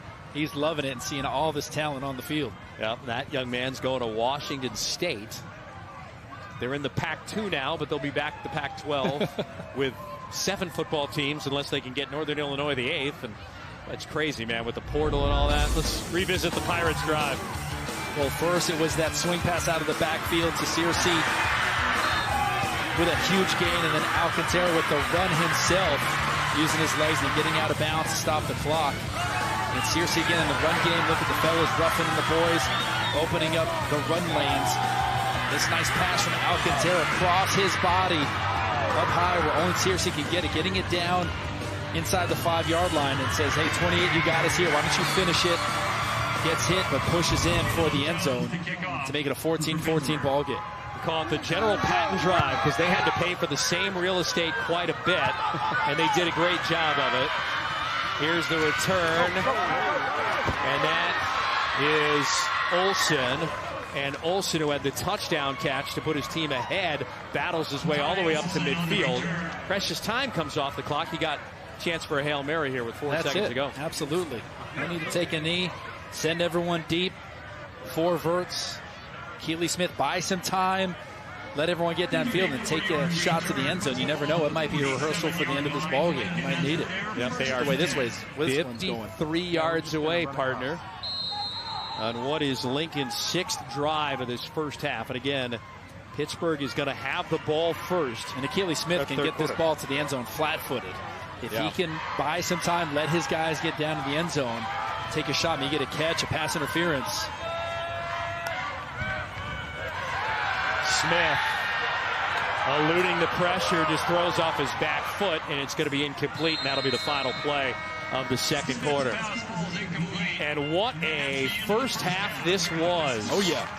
Pittsburgh never led. They tied it up twice. They were behind 7. And again, they're the cardiac kids. This is no big deal for them. They came back from down 21 to Folsom last week in the NorCal Regionals to win. And they're going in. They have to feel with quite the advantage here as it's tied at 14. Let's check in with Nikki, who's with Coach Charlie Ramirez. All right, Coach, on that offensive drive to close out the half, you overcome penalties, you tie the game. What resilience did your offense show you? Oh, all kinds of resiliency. I mean, we just got to make sure that we keep on focusing on that because it's a championship game. And, you know, both teams are doing a great job of being resilient, you know, overcoming adversity.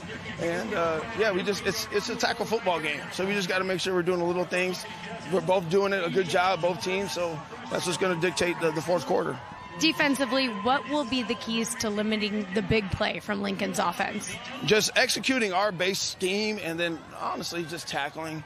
You know, we've been hitting a little high with the tackling right now.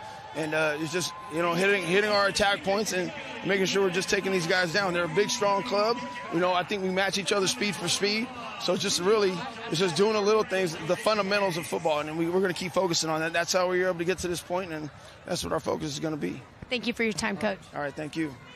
Thanks, Nikki. Thank you, Coach Ramirez. It has been one heck of a slug-it-out ball game over the first 24 minutes.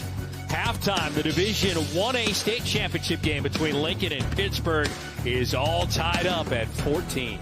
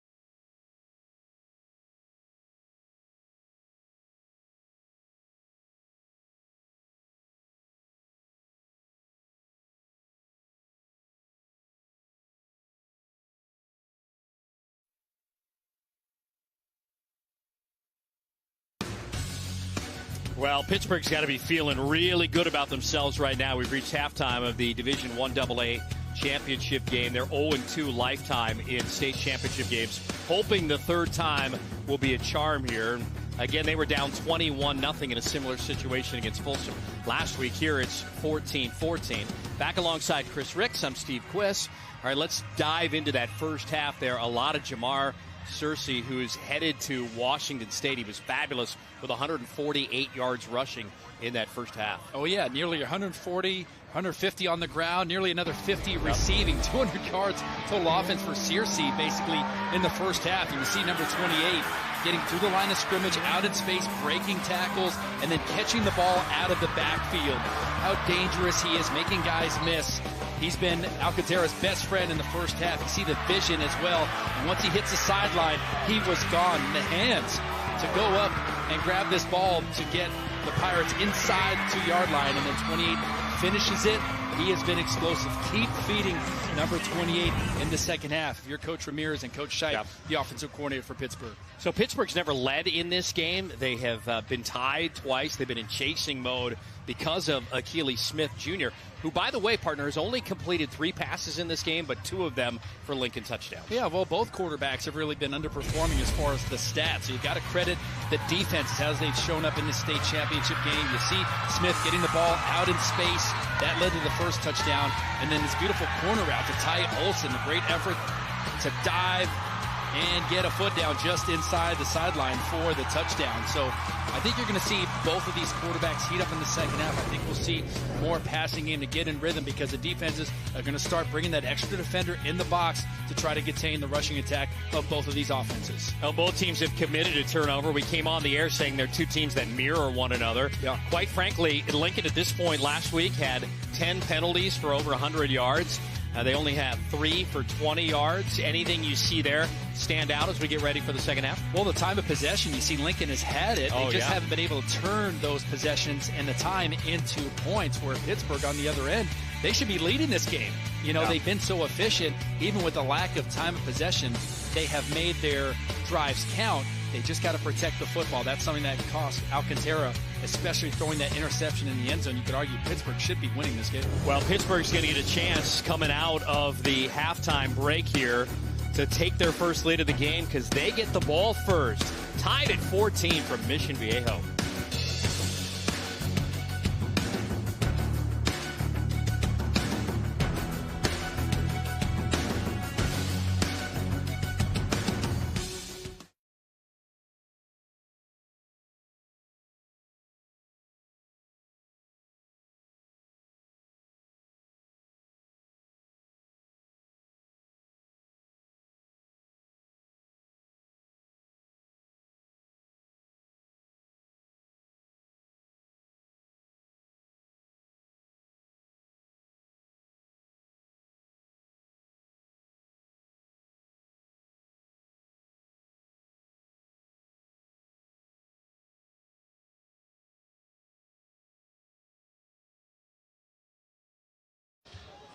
All right, Coach, we're all tied up here entering the second half of state championship. What was your message to the team? It's got to finish, you know.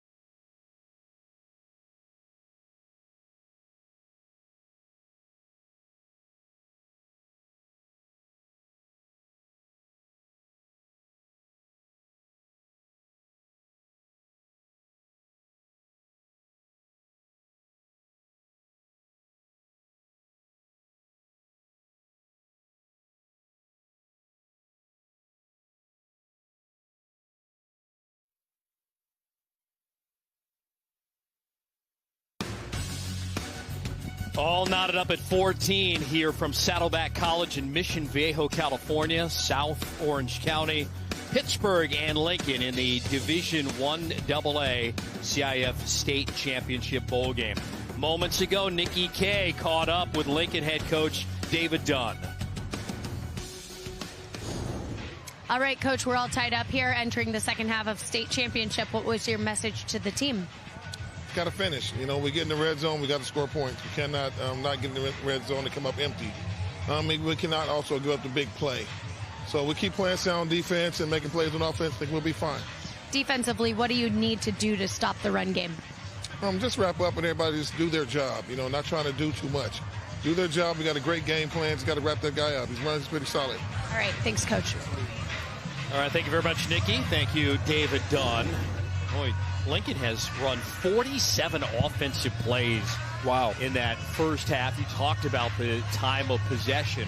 And now their defense is going to be on their heels to start the third quarter of play in this championship game. Again, Pittsburgh has never won a state championship game. They lost in 17 to Narbonne on a chilly Saturday afternoon at Sacramento State, and then lost here 2 years ago to Bakersfield Liberty. They were playing from behind in that game after a quick pick six, and you see Marley Alcantara, who threw his first interception of the season in 15 games, but played composed enough to lead his team on not one but two scoring drives, especially that one at the end of the second quarter to bring us to this 14-14 tie. Yeah, Steve, and you love seeing the senior leader, Marley Alcantara, there smiling, getting his boys fired up coming into the second half, knowing they're one half away from their first state championship. Especially if they can clean things up. That's really what the second half is going to come down to, specifically which offense can clean things up, protect the football, and then, as you heard Coach Dunn mention, finish drives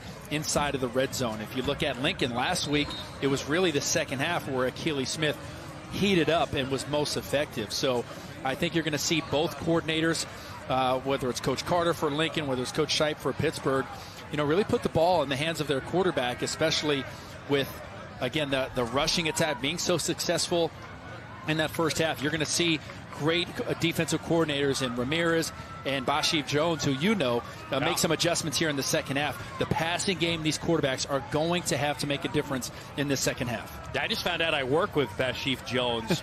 I'm the play-by-play guy for the Indoor Football League team, the San Diego Strike Force, and Taylor Jenniser, our head coach, who's also the offensive coordinator at Helix, which love Taylor. Known him for great years. program. Yeah, you've known Taylor. He said, yeah, you realize that Bashif, who went to Horizon High School, is our defensive coordinator now this year. And I said, I didn't realize that. He was the defensive backs coach last year. So call me egotistical Steve, huh? Benavides kicks it off, and that one's going to go into the end zone. You heard let it go, and wisely let go there.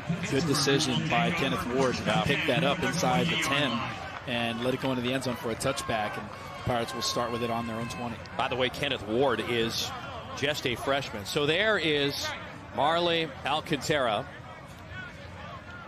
And I want to show you what Searcy has done and the rest of the team, 189 to 34. So, 200 yards of total offense in a game is impressive. He's done that in the first half.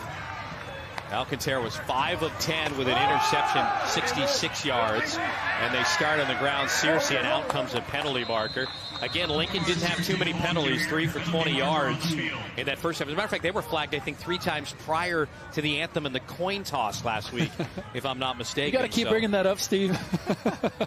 Well, I just want to put it in contrast of how well they played penalty-free in the first half. Face mask, defense, 15-yard penalty from the end of the run.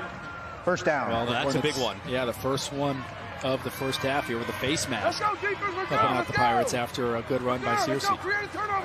So now the ball being marched up to the Pittsburgh 40-yard line. Opening drive of the second half. Pittsburgh has never led. Lincoln's been up 7-0, 14-7. We've been tied at 7. We're currently tied at 14. Cover one, man covered, single high safety for Lincoln. Alcantara is going to take his shot here for the freshman Ward, and he overthrows him by about 7 yards. Kenneth Ward, 21 catches, 560 yards, 9 touchdowns as a freshman. Yeah, you see the arm strength of Alcantara there. That time Ward just didn't get a good release off the line of scrimmage and not able to catch up with that deep ball. Alcantara, who's normally a 71% passer, has now fallen below 50% in this game, 5 of 11. Then he came in without an interception. He threw his first of the year after throwing 40 touchdowns in that first half. A delayed draw, Searcy, and he just missiles his way across the 45 to the 46. Isaiah Bartolome with the stop after a 7-yard gain. That puts Searcy now at 155 yards rushing, 1 minute into this third quarter. And he wants more, and he's not going to get it. Dropped at the line of scrimmage. Actually going to lose a yard here. And that's going to bring up 4th down and 5 from the 45-yard line. Nice job by Nico Ta'a, coming down from the safety position to put a hit that time on Searcy for a minimal gain. Money down right here, 4th and 5, and they're showing pressure. But Alcantara is the punter as well. He had just dropped back. Remember in the first half, right? He was in the same situation. Yep. He took a couple steps back and punted it away. That's what he's going to do, and there's nobody back for Lincoln, and he just booms it. Better kick this time. Yep. And they're going to be able to down this thing likely inside the 10-yard line. It'll be down at the 8-yard line. And so for Pittsburgh, trying to gain the lead for the first time here, and they're unable to do it. Their defense has really held them in this one, Chris Ricks. They have. Coach Ramirez has done a nice job schematically here in this first half, trying to limit the dangerous run game of Lincoln, especially getting to the quarterback in Achilles Smith. Good coverage on the back end as well. They've done a nice job dialing up pressure and coming after the big quarterback in Achilles Smith, not allowing him to get comfortable. And I know as a quarterback, when you have that kind of pressure, you're not able to set, go through your reads, your progressions, and step into your throws. It can make it a long night, and that's what it was in the first half for Achilles Smith. They are running on the ground. Looks like it's Donald Reed the third, and his body of work in the first half. 11 carries for 76 yards. Again, we haven't seen the UC Davis signee, Aiden Jackson, came in just shy of 1,500 yards. So leading us to believe he'll be out for the remainder of this game. Saw him sparingly as Junior Curtis gets the call. We saw him sparingly last Friday night. Yeah, if Junior Curtis could have gotten to the outside, he had a lot of running room on the edge. Going quickly, a little throw here, and they get Courtney Miller-Thompson involved. And he had the first touchdown catch that Smith threw rather. That is the third time they've gone to that play. Jordan Roa, the backup quarterback, hit that twice. And now Achilles Smith. There's just so much of a cushion when you have that run fake, and then you have Courtney Miller-Thompson on the outside. That's been near 10 yards every time they've run that play. Just saw Jackson there. He's dressed, but he hasn't got in yet. Spinning move, Curtis, and taken down around the 21-yard line. Aiden Jackson had 1 carry in the 22 state title game as Roderick Robinson's backup. And if I'm Coach Jason Carter, the offensive coordinator for Lincoln, I'm looking for a run fake, pump that one out on the outside to Miller-Thompson, and try to hit Isaiah Grant on a vertical run. There's a throw, and Isaiah Grant has it, gets past the tackle, nothing but open real estate in front of him. Grant to the big house, and he is gone.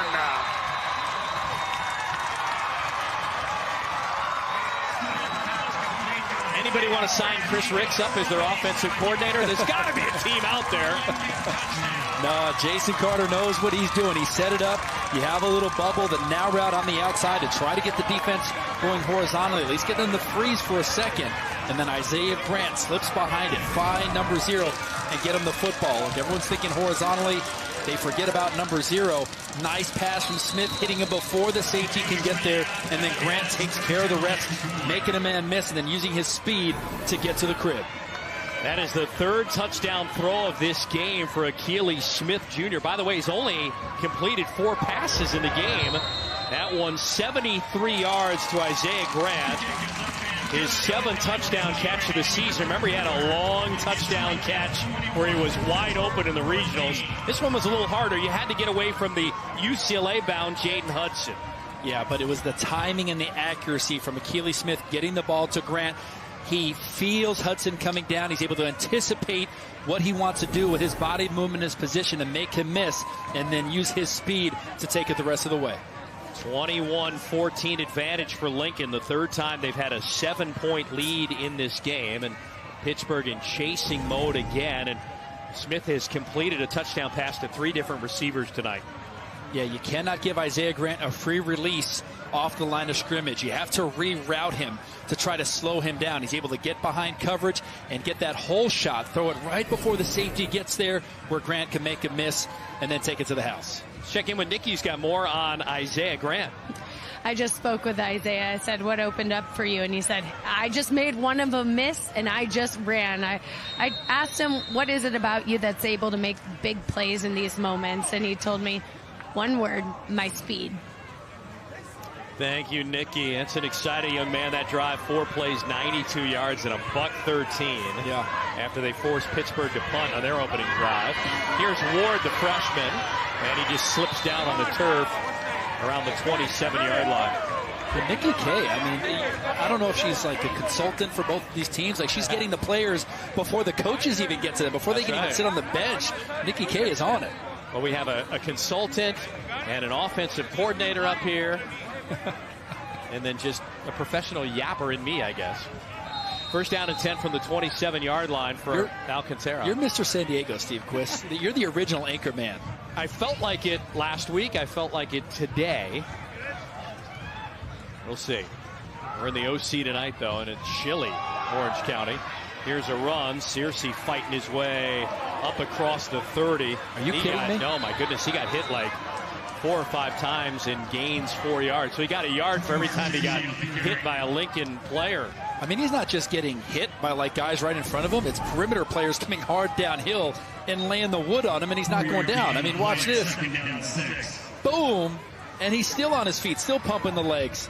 And you got his boy Ruffin trying to carry him and help him get some more yardage. Good trap block in there. Here's a throw out left, a catch. That's going to be a first down. And to the 48-yard line. That looks like it's Makari Kenyon with his 38th catch of the season. Picks up 12 yards and a first down. Nice little tunnel screen from Alcantara to Kenyon. Moving the sticks again for Pittsburgh. They've got some weapons. Alcantara, quick little throw again. Kenyon eludes a couple. He splits a couple of defenders. And a strong 11-yard run for another first down.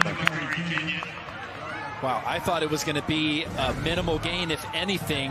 And Kenyon says, you know, I've got this thing figured out differently. I'm going to make a couple guys miss. He is shifty. He is slippery and able to get another first down. Yeah, Thomas ran a little interference. Now they go out right. This time it's Thomas. And Thomas gets thrown down after gaining 8 yards. This is the good-looking offense here for Pittsburgh. I believe that was Prince Tavazon on the aggressive tackle. But right now, Coach Shipe doing a good job getting the ball to his playmakers in space on just these little tunnel screens, bubble routes, now routes out on the perimeter. Elijah Bowe is in at the tailback, and he motions out. Alcantara throws it in front of him, and incomplete. Alcantara's pass intended for Thomas is incomplete. Not sure if that was going to Bowe, if that was going to Thomas. It was kind of like between both of them. I think maybe he thought Bowe was going to come on a tunnel. It's a good point. I said Bowe. I heard the PA announcer say Thomas, so we were both at our own interpretation of where that one was going. Third and short. Give it to Searcy back in, yeah. Give it to 2080, and he's going to get you the 1 yard. Look at that. There's only a couple of interior linemen there. 3-man front. Yep. And the handoff, and he's easily going to get across and through that 3-man front for a first down. Pick up a 3, move the chains. They're to the 35-yard line of Lincoln here on their second drive of the third quarter. They're a team that went 13-1 last year. 42 seniors returning, and they get to a state championship game for the second time in 3 years, but their casualties are starting to mount, and that might be Ruffin again. If so, that's the second time this young man has been down, and he's logging a lot of plays here. Yeah. Bradley Ruffin is 6'1", 315. He's a senior. He has played on both sides of the ball for the last 3 years for the Pirates. Another guy that was in the 22 state championship game on this field. And it wasn't him. I beg your pardon. It was Star Taimani. 57, not 77. Yeah. Well, it's good to see Taimani back up and jogging off the field under his own power. I think that's a couple of times he's been down, actually, too. Well, it has been physical in the trenches in this game for both of these squads. It's a different perspective when we're up here in the broadcast booth, but You can see there's a lot of size, a lot of strength, and these guys are banging in the trenches tonight. Some of the unsung heroes on both sides of the ball, offensive line and defensive line. He had to go out for a minute. You might have seen there. He's trying to sneak his way back in. And Searcy is going to get grabbed after he gains maybe a yard. Looks like it was Indigo Northheimer who got there. Nice job by Northheimer coming off the edge. It's not easy to catch Searcy from behind and bring him down, but 44 does just that. 2nd and 9 upcoming. 5 minutes exactly into this third quarter here. Empty backfield. Alcantara takes off. He cuts back. He dives for the first down marker, and he's awfully close. And they're going to give it to him. First down run for Alcantara, who on the season has run now for 250 yards and a score. Yeah, nice play design by Coach Shipe. You have Searcy go on that swing route, and that pulls the whole defensive move horizontally, and that opens up a big lane in the middle for Alcantara to tuck it and run and get a first down. He was so good against Folsom last week. 22 of 29, 227 yards, 4 touchdowns, no interception. Yeah. Leading them from back down 21. Throw to Searcy out of the backfield. It's been real good up that left sideline there, and coming back to get him here, Isaiah Bartolome. That's a gain of 5 yards. A lot of positive 5-yard pickups here for Pittsburgh. Yeah, you mentioned, Steve, that's been an effective play tonight. It's like a check down screen into the short side of the field, the boundary we call it, and that's been effective tonight. Little zone read here. Searcy between the tackles and down to the 12-yard line, runs into Indigo Northheimer. He's going to finish up over 200 yards, I guarantee you that. He's just grinding like Julius Gillick that we saw, right? Yep, give him a breather for 1, maybe 2 plays. Let him catch his breath. Come back in and finish the drive. First down and 10. Little play fake throw for the end zone, but good defense there. Cameron Purnell locking up the intended target, Rolf Mosley. Good coverage by Purnell on Mosley. Trying to go up top. Maybe you come back and do a back shoulder attempt or approach the next time. You get one-on-one coverage. That's when Lincoln's been in most of the night. Single high safety, man coverage on the outside saying, hey, your guy has to beat our guy. And it hasn't happened tonight. Their defensive backs have done a good job locking down Pittsburgh. Here comes the blitz. Alcantara overthrows Bo out of the backfield. 3rd down and 10 now. They could still get a first down around the 3-yard line. You're on the left hash. I like to see Alcantara get out of the pocket, move the pocket, roll him right, give him a run-pass option. The question is, how are you going to factor Searcy? He's back in the lineup. A lot of stickers on that young man's helmet. Why not? Yeah. 6,181 career passing yards, 87 touchdown throws in 3 varsity seasons and a timeout. Coach Dunn and Coach Bash-Chief Jones, the defensive coordinator for Lincoln, sees the formation, the personnel that Pittsburgh is in. A 3-by-1 set. You had 3 receivers to the right side, single into the boundary, and then King where Searcy is out of the backfield. So they want to make sure they're in the best defensive look and approach they can be on this money down third down here inside the red zone. All right, Lincoln spends the timeout. Time to take a look at some of the NFL players that have come out of Pittsburgh High School. Pro Football Hall of Famer John Henry Jackson, part of the 49ers $1 million backfield in the 50s. Former first-round pick Reagan Upshaw played with the Raiders. And here's my favorite, former Arizona Wildcat Joe Tafoya. I knew Joe well. Also a defensive end who played 7 seasons in the NFL. His last year was with the Arizona Cardinals. He was a great player for Dick Tomey. Yeah. I think he might have been on that team that beat Nebraska in the 97 Holiday Bowl. It might have been early in his Arizona career.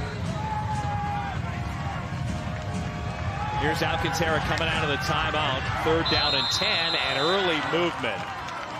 This plagued Pittsburgh in the second quarter. They still scored on the drive. Actually worked to their benefit.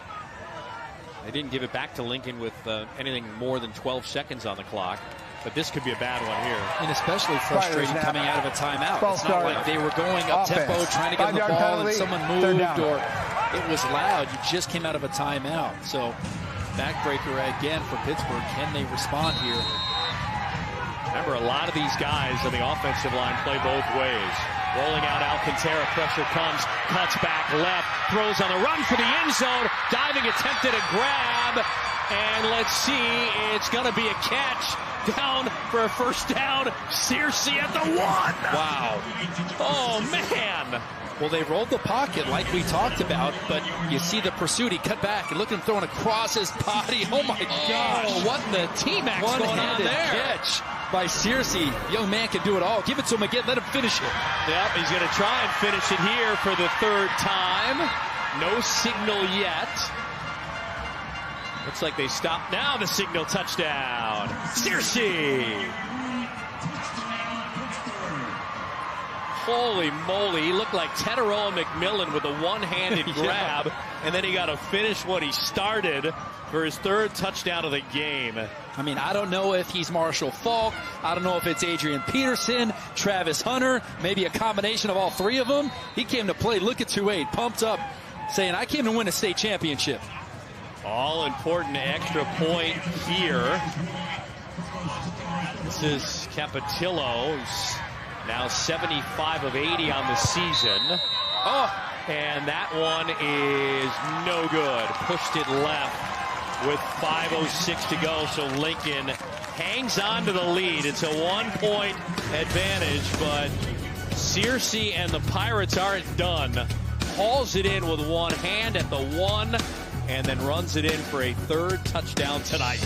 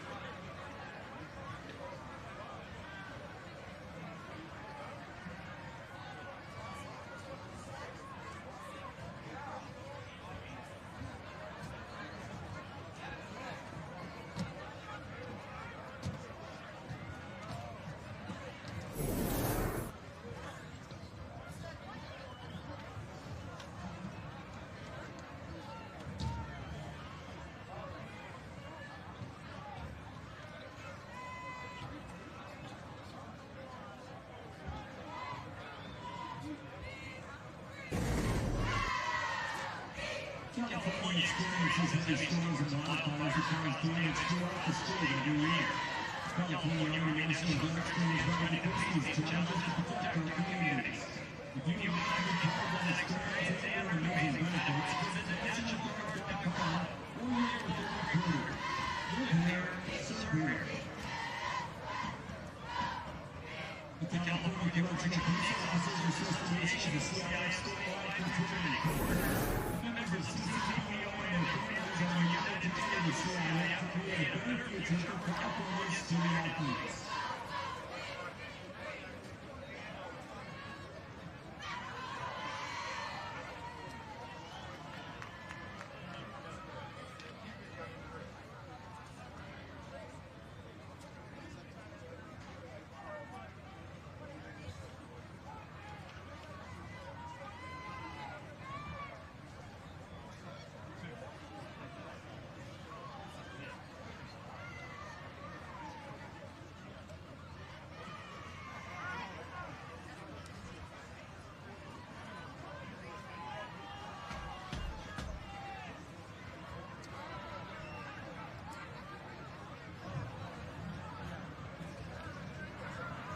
Well, this kid's having the game of his life. He's going to wave. Oh, he's not going to like what's coming up next, though, as he waves at our cameras. Let's show you. Look, he even knows where the camera is at. Yep. Sometimes it's better to be lucky or a great actor here. Watch this. Okay, because of the goalpost, you're like, that is the catch of the year. But let's take another look at an angle. And that ball came out. I'll let you talk on it, Steve. No comment from me on this one. It's still counted as a catch. He acted like he caught it at the 1-yard line. And that was a nice replay, though. Well, he's pointing up to the big board right there. And so the missed PAT is the difference in the game. 5:04 to go in the third. It is a 1-point game. We thought we were going to have our third tie of the game. Speaking of ties, there's Ty Olson. Yeah. Tie me up with your ties, Ty. The guns. Ty Olson's been in the weight room. Transfer from Del Norte, which is up in the North County. His dad's on the coaching staff here. Lopez, and back to get it is Olson at the 3. Takes one hit and then gets wrapped up at the 15-yard line and brought down. Ulysses Basalba with the stop. And so back to work goes Lincoln with a 1-point lead. Achilles Smith Jr. has orchestrated all but one drive in this game. They did turn it over to Jordan Roa in the first half, and he wound up throwing an interception, the only turnover for Lincoln. Both teams have turned it over one time on a interception. And here's a run, and as the play starts to develop, there's a flag on the far sideline. It's going to be a false start against Lincoln. Prior to the snap, false start, offense, 5-yard penalty, first down. Yeah, that's their second penalty of the third quarter. Remember, they only had 3 for 20 yards for David Dunn's team. Former Fresno State wide receiver right there. 7 seasons in the NFL. A lot of Bengals flair here, right? With Achilles Smith Sr. and David Dunn. I've said it before. I think David Dunn is one of the coolest coaches in all of high school football. Always level-headed, cool, calm, collected, has a great coaching staff, and he's ready to winning tradition. A flight for Key West right after this. Yeah. Inside of 5 to go in the third. Here's a handoff and a run, and that's Donald Reed III. Runs into Dominic Calhoun, a Boise State signing. You really have to be impressed with what the Lincoln run game has done, minus Aiden Jackson. That's a big guy to have out, and they had him out for the Open Division Championship game against Cathedral, and they won. Yeah. And they won big. And they're trying to pull off their second ever state championship without number 2 in there, just dressed on the sideline. Smith takes his shot out right for Olson, who comes back to get it. And he's got a big first down up near the 40. Ty Olson beating Timmy Edwards there. A good job by Achilles Smith Jr. First saving the snap, was a low snap, sets his back foot and rips it, a back shoulder approach to Ty Olson. He makes the adjustment, and a huge gain for the Hornets, now approaching midfield. One of the rare completions by Achilles Smith Jr. that was not a touchdown throw. He's got 3 touchdown throws in the game. Probably has about 6 completions. Here's a handoff, and that is Curtis through the middle, spinning. The junior up over 800 yards rushing on the season. Yeah, this is a big-time Division I throw. Look, it doesn't even really hinge into it. Plants a back foot, and that is thrown outside the numbers for a back shoulder completion. Curtis, and on third down, a missile just jumps right past him from that Pittsburgh defense. That's number 20, Jafetz Tafayono. 3rd and 4 now. You want to keep your eye on Courtney Miller-Thompson. He's going to be in the slot to the bottom of the screen. They've had close to a 10-yard cushion on him. A lot of space as they now go 3-by-1. Trips down to the bottom of your screen. 3rd down. They're running. Here's Curtis. A hole opens up, and he's taken down inside Pittsburgh territory at the 48. A gain of 8 and another first down. Nice job by the right side of that offensive line, giving that right side for Curtis to pick up the first down. Pittsburgh's got to find a way to stop this run here. Whether it's Reed or Curtis or Cam Joy at times. And now it's King David Christopher Dunn and the middleman in the slot with a 15-yard cushion. Little play fake. Smith, he's 6'6". He's a big guy, and he runs across the 40 to the 39. Dominic Calhoun, the tackle. 1 more yard, and they'll have another first down. This is where you give it back to number 3, Donald Reed III. Has been very effective in the run game. Also, Junior Curtis. I mentioned the name Aiden Jackson. It's hard for him to watch on the sidelines. He's been such a huge part of this offense and not be able to play tonight. A lot of time of possession for Lincoln in this one. Here's the run. Donald Reed III, and he's across for the first down. Downhill to the Pittsburgh 35. Move those chains. Can't wait to see the numbers after the third quarter. They'll run us a box score, and you look at third down conversions and just how many passes completed by Smith that have not been touchdowns. Take a look at the bottom again. You got the 2 receiver stack with 1 DB. That's on that bubble that's been there all night. Reed on first down. He's going to get a strong run. I tell you what, you keep running like that on first down when you're gaining 7 or 8 yards, and you're going to win this thing easily. Yeah. Reed came in with only 123 yards rushing on the year. He might have a 100-yard gain when it's all said and done. We're inside of 2 minutes to go here. And see Coach Jason Carter on the right of Akili Smith, his hand on his hip. Great relationship they have as offensive coordinator and quarterback coach. There's a player down. They haven't stopped the clock yet. Player down in front of the bench? Well, maybe not. I don't know why we haven't. Let's see. Now our referee, Jim Stickney, finally blows the play dead to figure out, hey, what were we doing there? I thought it was a timeout. I mean, you had all the players going to the numbers. Please reset the play clock to 2:01. 2:01. That's a lot of time. They wound up 29 seconds wound up coming off the clock before they figured out what was happening there. Coach Dunn said, yeah, give my offense their time back on the play clock. So 2:01 to go. 2nd down and 2 from the 27-yard line of Pittsburgh. 1-point game. The difference in this one, a missed PAT. Lincoln also missed a field goal on their opening drive. That was a while ago. Smith, what's he going to do now? A little busted play, and he's going to turn it into a first down run. Oh, what talent headed to Oregon.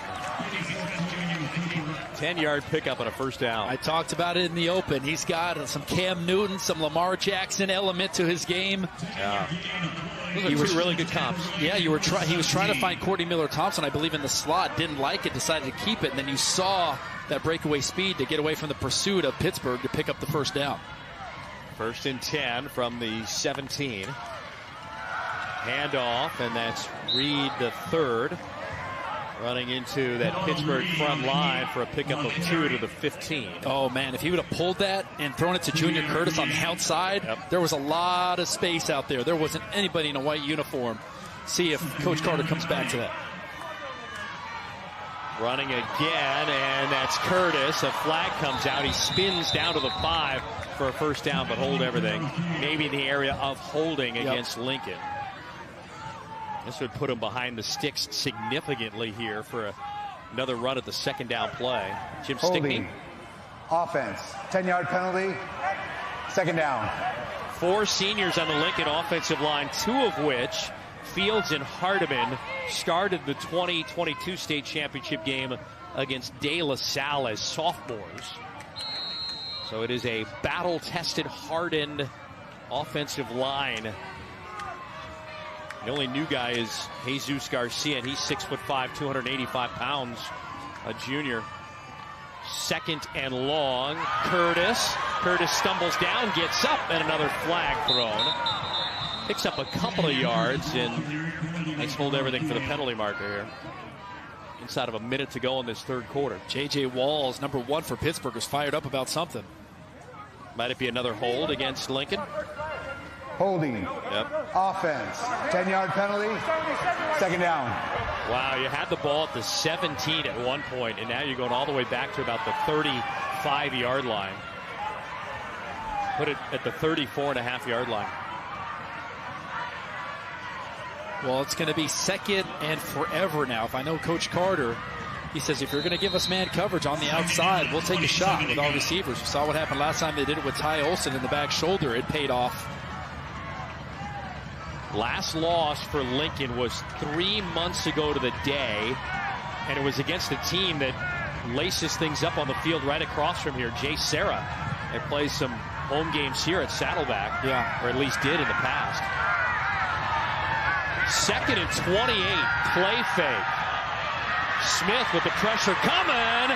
Walls got to him. He got away from it. Rolls out, throws to Olson, and he can't hang on at the 10. What a play by Akili Smith Jr. I thought Walls had him in the backfield for a big loss. Take a look. Not many times you get away from number 1. Uses his strength, keeps his eyes downfield, and puts a dime right on Olsen's hand. Just number 5 cannot pull it in. A rare drop from Ty Olsen. What did Charlie Ramirez tell us about Juju Walls? He said he's the best defensive player in 100 years of football at Pittsburgh High School. And Achilles Smith Jr. got away from his grasp.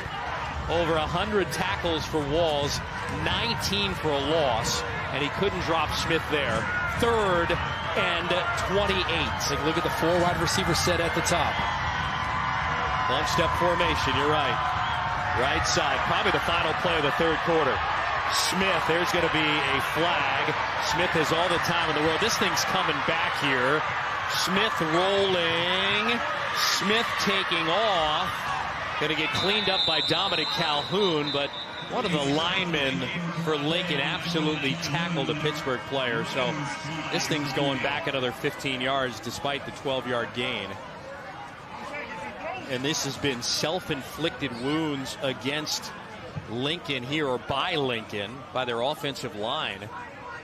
And yet that man never changes his expression, does he? He's ready. He's ready for Key West, maybe a quarter earlier than he thought. Well, Coach Dunn has seen it all. Not much surprises him with not only his coaching career, but NFL career. Got away with some holds that we pointed out in the first quarter. Here's Jim Stickney. He's an Orange County official, and so is the rest of his crew. Holding. Offense. 10-yard penalty. 3rd down. So that's the 3rd holding penalty for Lincoln on this drive. And we're going to have one untimed play before the end of the quarter here. And it's going to be back from the 44-yard line of Pittsburgh. And it's 3rd and 38. They were so good in the first half, Steve. Quiz only 3 penalties. Second half, now they've been plagued by penalties. And maybe we're not going to have that one untimed down. Maybe it'll be down at the end of the 4th quarter. 2 teams are coming to the sidelines, and it won't be an untimed down. We'll have the 3rd and 38 when we come back. Start of the 4th quarter. Get your 4s up.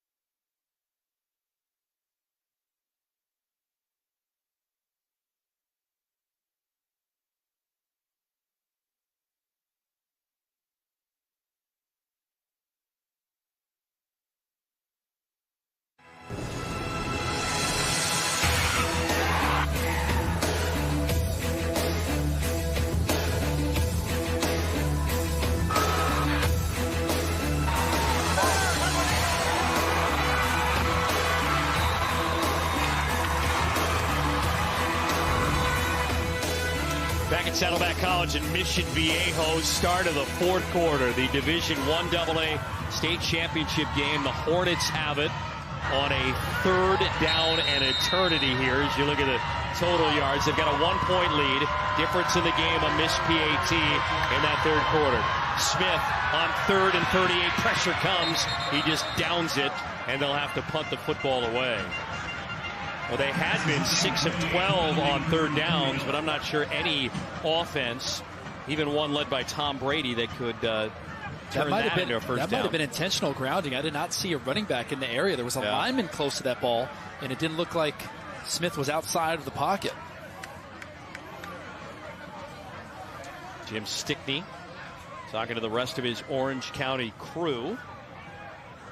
Keely Smith, 3 touchdown throws through the first 3 quarters. He's only completed 6 passes all game.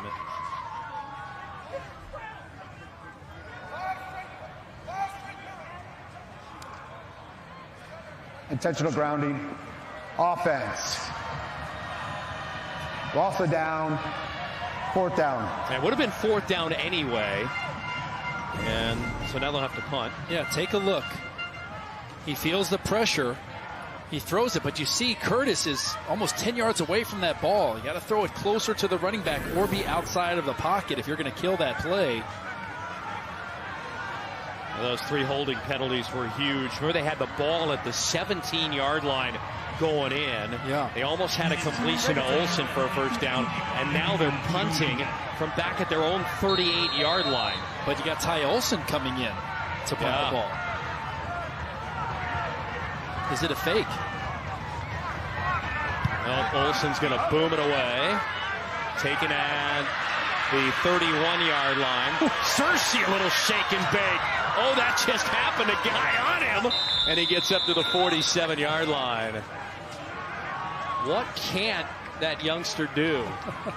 Turned out to be a great actor, too, as we showed you. A return of 16 yards. For Cersei, 18 carries, 173 yards, and 3 touchdowns. Well, it was a good kick by Olsen, but the only negative is you kicked it right to number 28 on the fly, and he's able to get a good return, make a man miss. He is so shifty. I mean, I call him Booby Miles. I'll just call him that because he can't do everything, even knows where the camera is on. He's also got 5 catches for 67 yards. And he wants more. He puts his head down.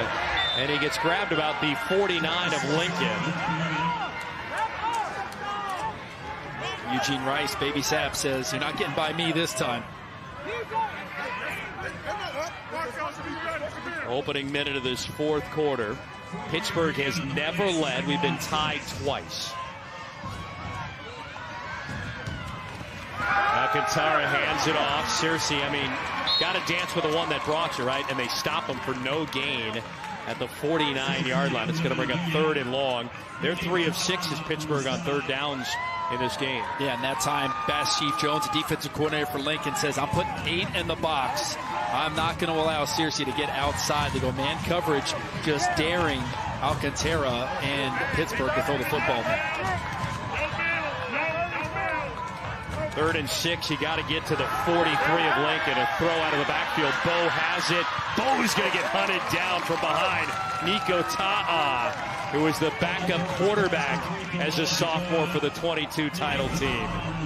We've seen this play tonight to Cersei. Now it's Bo on the swing out of the backfield. It's basically a long handoff. Good ball from Alcantara, but good job in pursuit from the Lincoln secondary, especially number 16, Nico Ta'a. And the reason why they're here is because of number 16. In a game of the playoffs against Mission Hills, a Mission Hills kid was running into the end zone, had the ball out at the goal line, and he swiped it away in overtime. 4th down. This is the first 4th down they've gone for, and they're not going to go for it. They're going to punt it away, and they're going to be able to get to it. Oh, let's see. They say it goes into the end zone for a touchback. Kenny Ward there, the freshman, was just a little too over-aggressive.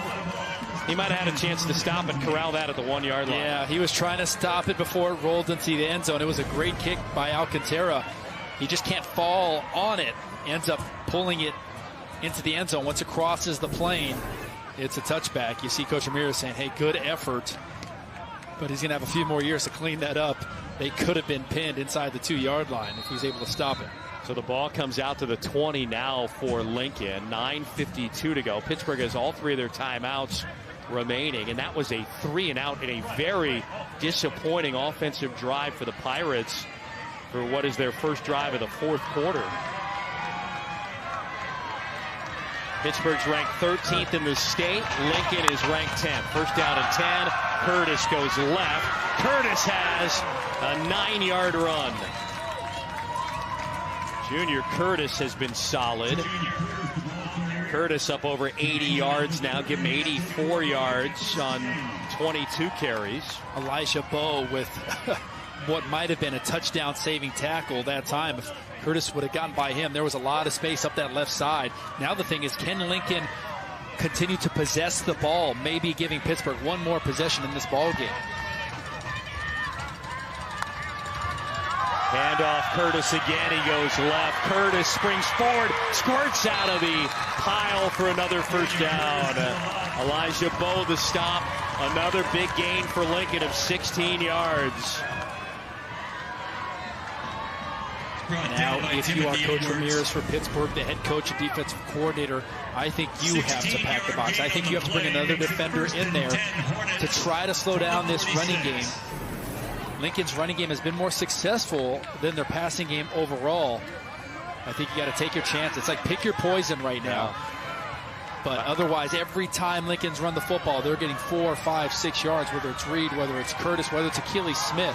So I think you got to bring another guy in the box to try to slow down this rush attack. By my count, they have 51 rushes for 230 yards. Here's another positive 5-yard run, and this time it's Cam Joy.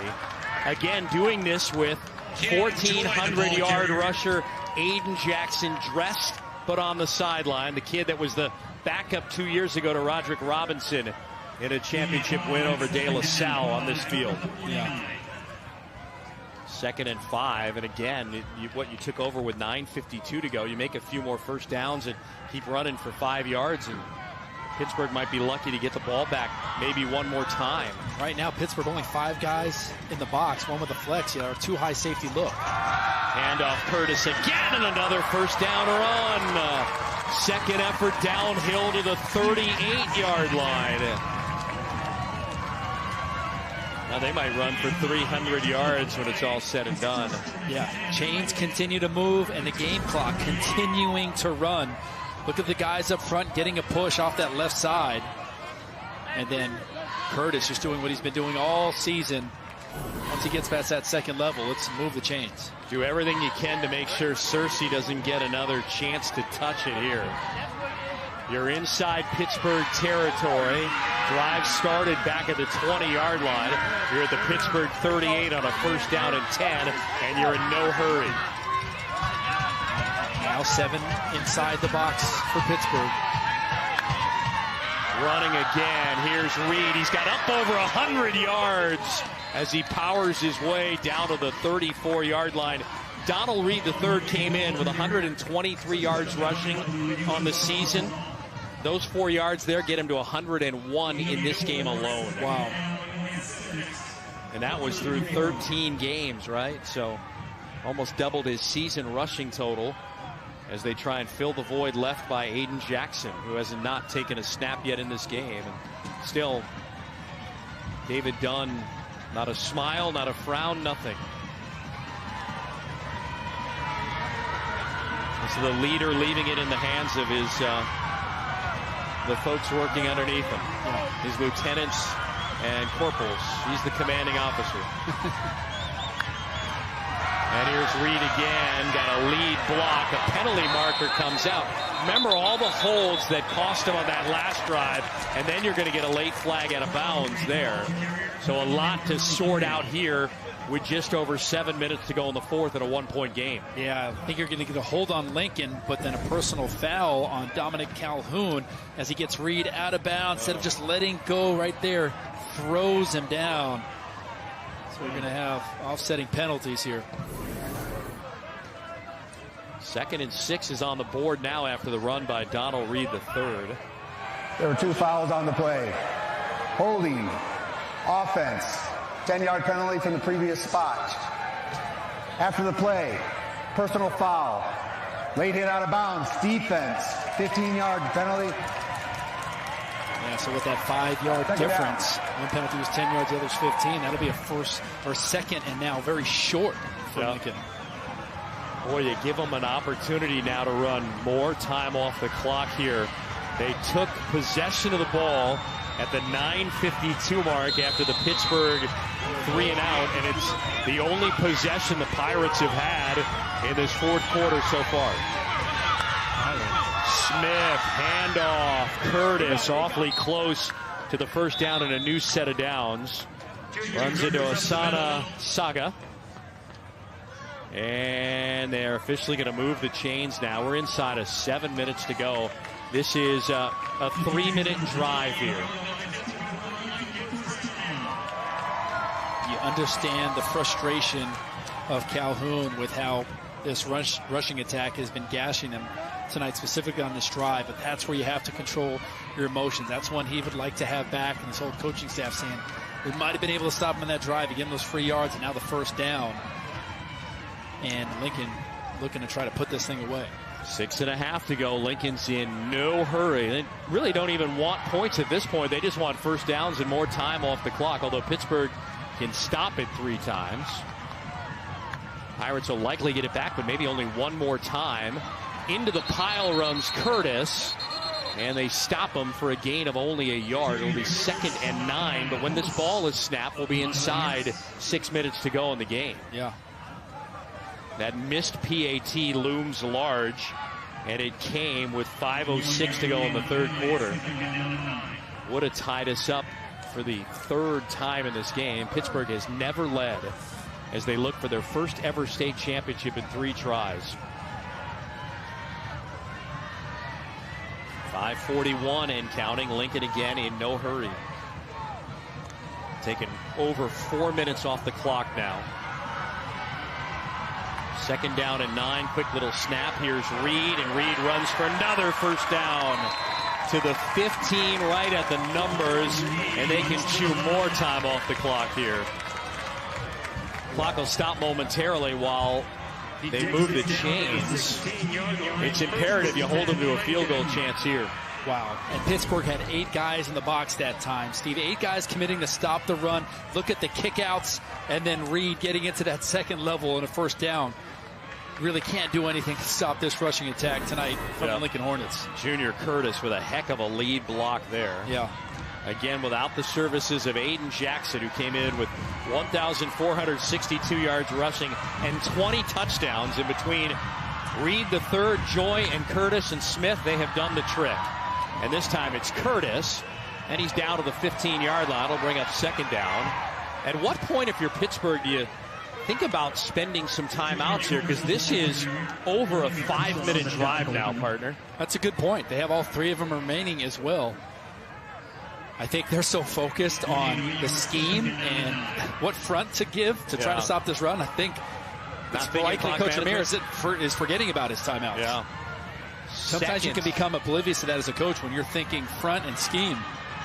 Got to get him into 3rd and long here. 2nd down and 9. Handoff. Here's Reed, met at the line of scrimmage, and still is able to get to the 10. No whistle yet. And his second effort gets him 1 yard shy of another first down. And now it's under 4 minutes to go. They have bit, by my count, 5:52 off the clock. And now they're going to go as quick as possible. Smith runs, and he's in. Touchdown. Well, that might have bought Pittsburgh a little extra time, to be honest with you. Smith with his first rushing touchdown of the game. He's thrown for 3. You think Achilles Smith Jr. doesn't play with some swag? I mean, he was celebrating before he got in the end zone, and then talk about an exclamation point. Lowers the shoulder and the boom on a defensive back for Pittsburgh to punch it in. You see Coach Jason Carter, his offensive coordinator, quarterback coach, the first one to give him a hug and some love. When he gets to the sideline, his teammates are fired up. That's his 4th rushing touchdown of the season. He averages almost 9 yards a carry. Important extra point here, right? It's a 7-point game. Here's Benavides. He had 1 block last week. He's only missed 4 all year. And he's got this one. And with 3:44 to go, it is an 8-point game. It is still a 1-score ball game, though. Pittsburgh's going to get it back. Oh, man, Smith lowering the boom right there on a UCLA side. A 8-point lead for Lincoln late 4th quarter.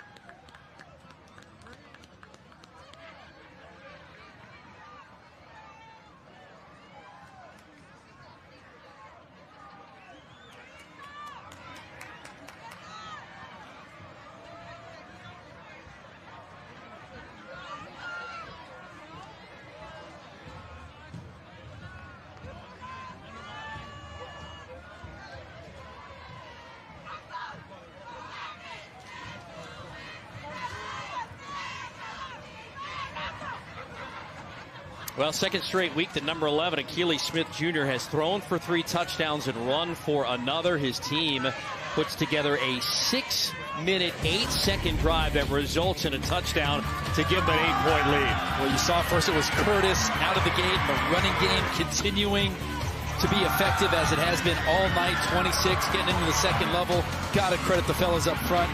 And then you got Mr. Reed, the third, spelling him.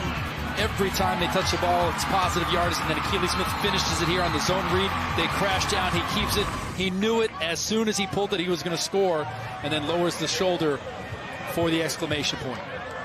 Still a 1-score game, but Pittsburgh, whose offense has been non-existent in the second half, with the exception of 1 drive in the 3rd quarter. As a matter of fact, they've only had the football 3 times in the second half. That time of possession has been huge. So they're going to get a chance to get it with 3:44 to go. Alexander's back deep along with a freshman, and that is Kenneth Ward. And he's going to get to about the 30, breaks free, and is up to the 37-yard line. That's just a freshman there. Strong return. And Pittsburgh with 3:34 to go.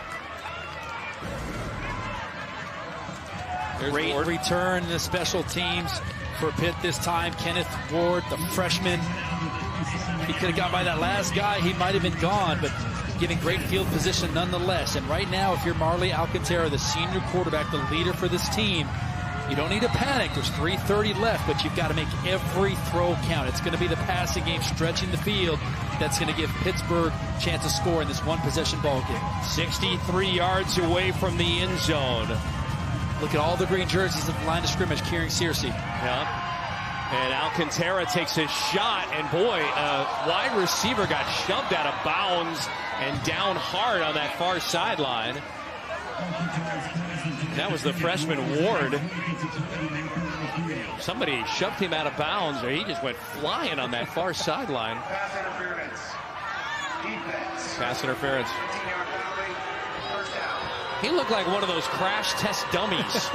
That's how far he flew out of bounds. There's rerouting the receiver. There's using the sideline as an extra defender. But Isaac Turner said, "You're not getting away from me. I'm just going to push you to the sideline, see if I can get away from it." Unfortunately, it was right in front of the official, and that's going to be a free first down for Pittsburgh now in Lincoln territory. That was an LAX air traffic controller saying, "Get that tin out of the way." There's a Southwest coming in plus territory. Little play fake. Alcantara, pressure comes. He throws it into coverage for Searcy. Nico Ta'a knocked it down. Second down and 10 with 3:20 to go. And they likely won't get the ball back again, so they've got to score here on this possession. Absolutely. It looked like Ta'a might have gotten there a second earlier with a hand or a paw on the backside of Searcy, but gets away with it. No penalty call. And you said it, Steve. Every play is at a premium right now. This is the last time that Pittsburgh will likely have the football. Alcantara has thrown for over 6,200 yards in his career. Gets rid of it quickly here to Thomas. Thomas makes a man miss. Thomas for the first down. He's out of bounds at the Lincoln 35-yard line. Check it. It's Kenyon, rather, the senior. 5, not 6. His little jersey bunched up there. Wow. What a play by number 5. Makari Kenyon, one-on-one in space, does some dancing, makes a man miss. Another first down for the Pirates. In about 22 seconds, they have marched down to the Lincoln 35-yard line. First and 10 here, Searcy. Big hole opens up, left side outside the numbers. He runs for a first down to the 22 of Lincoln. Oh, he needed that block from Ralph Mosley, number 2 on the outside. Take a look. Nice job by the guys over the gap. Just needed that block on the edge on number 6 for Lincoln. That was Cameron Purnell. Was able to make a touchdown-saving tackle on Searcy. Remember, they came back from down 21. They're the cardiac kids of the Pirates. Throw out right. Catch made and a quick tackle. That's Kenyon, and he's just going to get drilled. Sharif is in there. That's Abdullahi Sharif. And a loss. You're behind the sticks on second down. Great open field tackle by number 2, Sharif. One-on-one.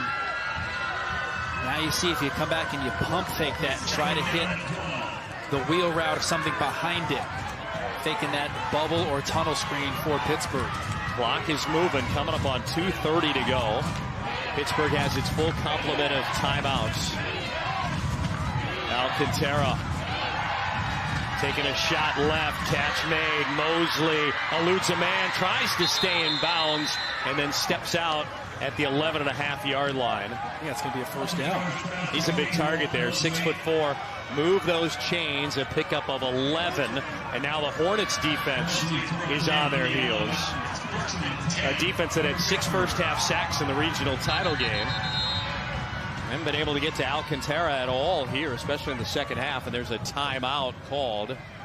Timeout, Lincoln, and Lincoln will spend it here with 2:18 to go. A good drive for Pittsburgh, by far, outside of the Searcy touchdown run. Their best one of the second half. Yeah, Coach Bashif Jones, defensive coordinator for Lincoln, saying, hey, let's regroup, let's regather, let's try to slow down this momentum. Right now, Pittsburgh having this Hornets defense on their heels, so good decision to call the timeout, huddle the guys up, get them in the right situation. One stop, and you probably walk away with a state championship if you're Lincoln. Well, make sure you join us tomorrow for a full slate of action. Action continues at 11:30 a.m. with 12 Bridges taking on Palos Verdes. Then at 3:30, Chris and I are back. Fresno Central, the Grizzlies battle the Edison Chargers. And we cap it off with the best team from the north, De La Salle, looking to upset Mater Dei, the #1 team in the nation. That's an 8 o'clock start, all here on Spectrum News 1 and Sportsnet. 3 great state championship games on deck for tomorrow. I'm excited, Courtney. Alcantara throws, catch made at the 6-yard line, and stretching out there is his targeted receiver, Kenyon. Been huge on this drive. Pickup of 7, and they're in business here. Just over 2 minutes to go. Still can make a first down at the 2. All right. Searcy. Let's find 28 now. Yep, Where's Searcy at? He's lined up to the right of Alcantara. You think this is going to be a dive on a zone read, probably. And he releases out of the backfield, throw for the end zone in double coverage. That was dangerous. Yeah. Incomplete pass again. The target is Kenyon. Wow. Lucky that ball was not intercepted if you're Marley Alcantara. Yep. He's already thrown one in this end zone earlier in this game, his first of the year. Yeah, look at that. Yeah, you either got to give it to Searcy or you got to use him as a decoy and fake it to him, whether it's a play action out of the backfield, whether you fake a pass like a swing or something to him out in space. Because if you're Lincoln, you're keying 28 right now. He's either getting the ball or you got to use him as a distraction if you're going to feed someone else. Got 2 more plays to get it in or get a first down. They're at the 7. 3rd down. And they're going to get 1 yard shy of the first down. Rashad Scott making the tackle on Searcy. And here's the ball game right now, partner. A 4th down. Looks like you need 2 yards. 28's done it all season. You give it to him again. Here's the ball game. Searcy, handoff. Searcy, did he get the first down? He's still pumping for the end zone. Touchdown! Oh, he not only got the first down, but he picks up the 6. You know you're special when everyone knows that the ball is going to him. Everyone on defense in a green jersey is keying 28. He gets hit around the sticks, is able to push through, and as you mentioned, Steve, not only get the first down, but get the touchdown. Now, it's what is your 2-point play. If you're Coach Shipe, the offensive coordinator for Pittsburgh, you're Coach Ramirez, you're going to call a timeout here. Good decision. This is your season here. 1 play for 2 points. Boom, boom, boom. Barreling off guys, breaking tackles, pumping the legs. That's all weight room right there. Well, it also helps that 77 Bradley Ruffin says, look, this is my last game of my high school career. I've been in 2 state championship games. I want a ring. I'm going to throw you in there. That's right. And I'm going to help you in. And so now the 2-point play after Searcy scores his 4th touchdown of the game. 4 rushing touchdowns to match the 4 for Akili Smith Jr. Smith has thrown 3. He's run for 1. A 2-point play to tie it. It's an important timeout that Pittsburgh just spent too, because, you know, if you don't get the 2-point conversion, you had 3 timeouts. You got a chance to stop Lincoln, right, and get the ball back. But now you're only going to have 2 timeouts left. Jamar Searcy, a man running the football. Searcy and Bo are in the backfield now. With Alcantara, they're flanked to each side. This is it. 2-point conversion to tie it up. That's Searcy in motion. They throw to him. He's going to take off running. Searcy raced out of bounds at the 2. Lincoln holds. Isaiah Bartolome. 28-26, 1:19 to go, and you spent a very important timeout to try and get that play to work to perfection. Yeah, Coach Shipe and the offensive staff was banking on everyone coming in on Searcy after they threw him the ball out in space and having someone pop open on the back end, but the Lincoln secondary does a great job staying in coverage. Searcy didn't see the man open, tried to keep it and get in the end zone. Take a look, a little orbit motion, give it to him in space, a double pass. But they're not fooled, still covered. Searcy tries to get it done on his own. And as you mentioned, number 21, Isaiah Bartolome coming in and making the touchdown-saving tackle, not allowing Searcy to get to the edge. Not many times one man's able to bring him down, but that's how using the sideline as an extra defender. Great effort by Searcy, just coming up short. All right, now you got to send the onside kick unit out here if you're Pittsburgh, and the hands team for Lincoln. This thing is not over yet. If Lincoln gets it back, Pittsburgh has 2 timeouts left, but they spent a really important one there on the 2-point try. Wouldn't it be something if Searcy came up with this thing, huh? Yeah. I wouldn't be surprised if he kicks it and then recovers it. Pat McAfee style. I mean, he can do everything. David Dunn's trying to get a bunch of guys up. They don't have enough guys up there on that front of that line. Makes no sense to have anybody deep here for this onside kick. Hoping if you're Lincoln, that's the hands team out there. I see Northheimer out there. Also out there is Courtney Miller-Thompson. 1:19 to go. Let's forget too many guys in the field. They had to run one off. And here is Lopez, and then a whistle. And Lopez tried a little trickery. They're going to get another shot at it. Lincoln's going to spend their last time out. They didn't have the proper hands team on, as if they were expecting Pittsburgh to kick it deep and didn't realize that with only 2 timeouts left that Pittsburgh was going to kick an onside kick. So a little miscommunication. They have to spend their last time out. And Coach Jason Carter, the offensive coordinator, was the first one out in the field talking to one of the Lincoln players saying, "What are you doing?" So obviously Coach Carter involved in the special teams coordinating as well. Well, the missed PAT and the missed 2-point conversion for Pittsburgh, the difference here, like if you don't miss the PAT and you would have had the game tied up at 21 middle of the third quarter, you wouldn't be forced to go for 2 there. Special teams partner, the third facet of the game that often goes overlooked. We talked about it earlier, that one missed extra point, such a huge difference, forcing them to have to go for 2 on that last possession. Still 1:19 to go. Pittsburgh has never won a state championship. They have played nothing but tight ones against Narbonne and Bakersfield Liberty. They've never led in this game. They'll tee it up at the 40. Hands team on now for Lincoln.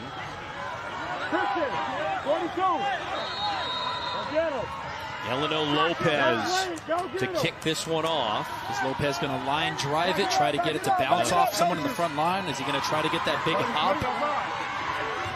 Let's see. Here we go. Onside kick. Sending it right. It's into the air. It's loose. Who's got it? I think Lincoln's going to come away with it at the 50, and they have it. Lincoln's got it at midfield. 1:15 to go. 2 timeouts left for Pittsburgh. And Lincoln is a $1.15 away from their second ever state championship. Good kick by Lopez. You get the hop right there. But I believe that was Damian Watkins Jr. is able to fall on it. That's why you're on the hands team. Making plays like that. Coaches can trust you to pick it up, as you see. Heartbreaking there to see Jamar Searcy, the effort he's had. You see the tears coming down of his eyes. He's left it all on the field tonight. 4 touchdowns for the seniors headed to Washington State. Pittsburgh again has 2 timeouts remaining. A third certainly would have helped out big time. Smith back out there. 3 passing touchdowns, 1 rushing touchdown for the second straight week. Here's Reed, and Reed is upended after gaining a couple of yards. Pittsburgh spends a timeout with 1:10 to go. And there's a shaken up Pittsburgh player on that far sideline. It's Tim Edwards. All right, if you're Pittsburgh, you can stop it one more time on 2nd down. 1 more first down for Lincoln, and it's over. I'm trying to do the math here in my head to figure out. Lincoln will probably have to snap it on 3rd down, I would assume. Well, they will have to snap it, but whether or not they can run out the rest of the clock remains to be seen. Yeah, they're going to run it, just take a knee, keep that game clock running as much as possible. As you see Coach Dunn showing some emotion. He can smell, he can feel the state championship. You rolled the dice and spent the timeout on the 2-point conversion. 2nd down. If you stop them, you'll get it to a 3rd down, and you can stop them here with about 1:07 to go. Then they run a 3rd down play. Maybe they're punting with under 20 seconds to go. If you're Pittsburgh and you can stop, you haven't been able to stop the run all night. Wouldn't be surprised to see Achilles Smith fake it and keep it. Try to get another first down and end it. Cannot jump off sides. A lot of movement on that line, trying to fill up the gaps. Here's Reed, and Reed's going to be stopped short of the first down. So it'll be 3rd and 3 upcoming. Second timeout. And the timeout call with 1:04 to go. So you start to do the math in your head. First of all, and there's a penalty marker. My goodness. You cannot afford to have this. And if you're Lincoln, this is not going to be a good penalty here. Back you up 15 yards. What was a manageable 3rd and 3, and you could run maybe for a first down and put it away. This is against Lincoln. It's going to give Pittsburgh just a little bit of life here. Yeah, and Coach Dunn outside the numbers, I should say inside the numbers, out on the field talking to his team, trying to keep them composed. Jim Stickney now with an important penalty late. After the play, personal foul, offense. 15-yard penalty, 3rd down. All right, so now what was a 3rd and 3 is going to be about a 3rd and 18. Yeah. And you've got to run the football, and so you're likely going to have to punt to give Pittsburgh one more chance. Coach Dunn saying, come on, guys. Keep your composure, keep your cool. Well, Pittsburgh was able to go 63 yards in a little over 2 minutes last time. They're not going to have over 2 minutes now. They'll be lucky to have it with 20 seconds to go. Ball moved all the way back to the 43-yard line, and Lincoln's going to run a 3rd down play here. And, you know, you got to run the football. You can't risk passing it here for an incomplete pass and giving, you know, Pittsburgh over a minute to go.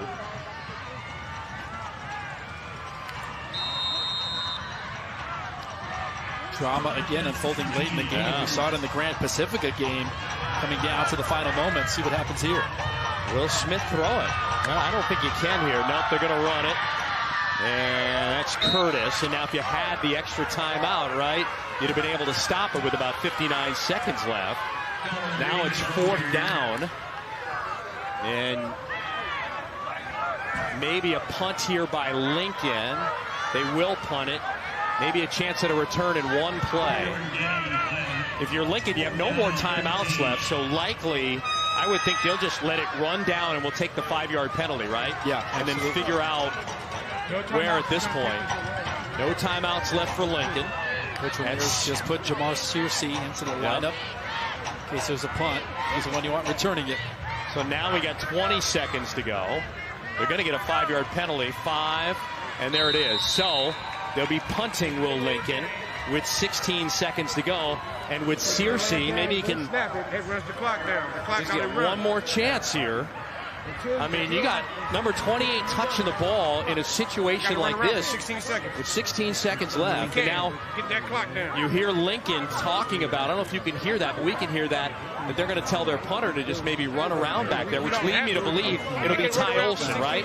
The athletic Ty Olson, who's punted once in this game. I don't think they'll send Benavides out. Or you kick it far away from Searcy. You kick it out of bounds. Yeah. Like you aim for one of the sidelines to have it intentionally go out of bounds. The risk you run there is dropping a snap. Yeah. And you know Pittsburgh's going to bring everyone to try to block it. I think if I'm Olsen, I just punt this thing away. I mean, you obviously can't take a safety. If you take a safety, we're going to overtime. Right. That's why I don't like the option to run around. Yeah. You got to kick it. Just do not kick it to 28 if you're Lincoln. Kick this thing out of bounds.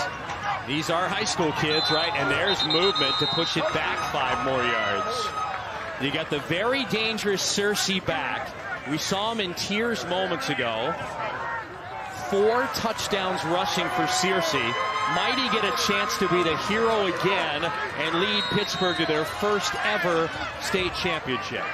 And knowing he can throw the football with the athlete, this is where you have a play where he runs it to one side and throws it across the field to someone else. Olsen's going to get it away, and it's going to bounce out of bounds, and they're going to have 11 seconds for maybe a couple of plays here. Neither team has a timeout left, and Pittsburgh gets it back with 11 seconds left. Like we talked about, kick it out of bounds. Do not let number 28 get a hand on it. Wasn't a long kick, so Pittsburgh has the ball almost at midfield. Alcantara's got the arm. They're going to get 1, maybe 2 shots to the end zone. The question is, can the offensive line hold up?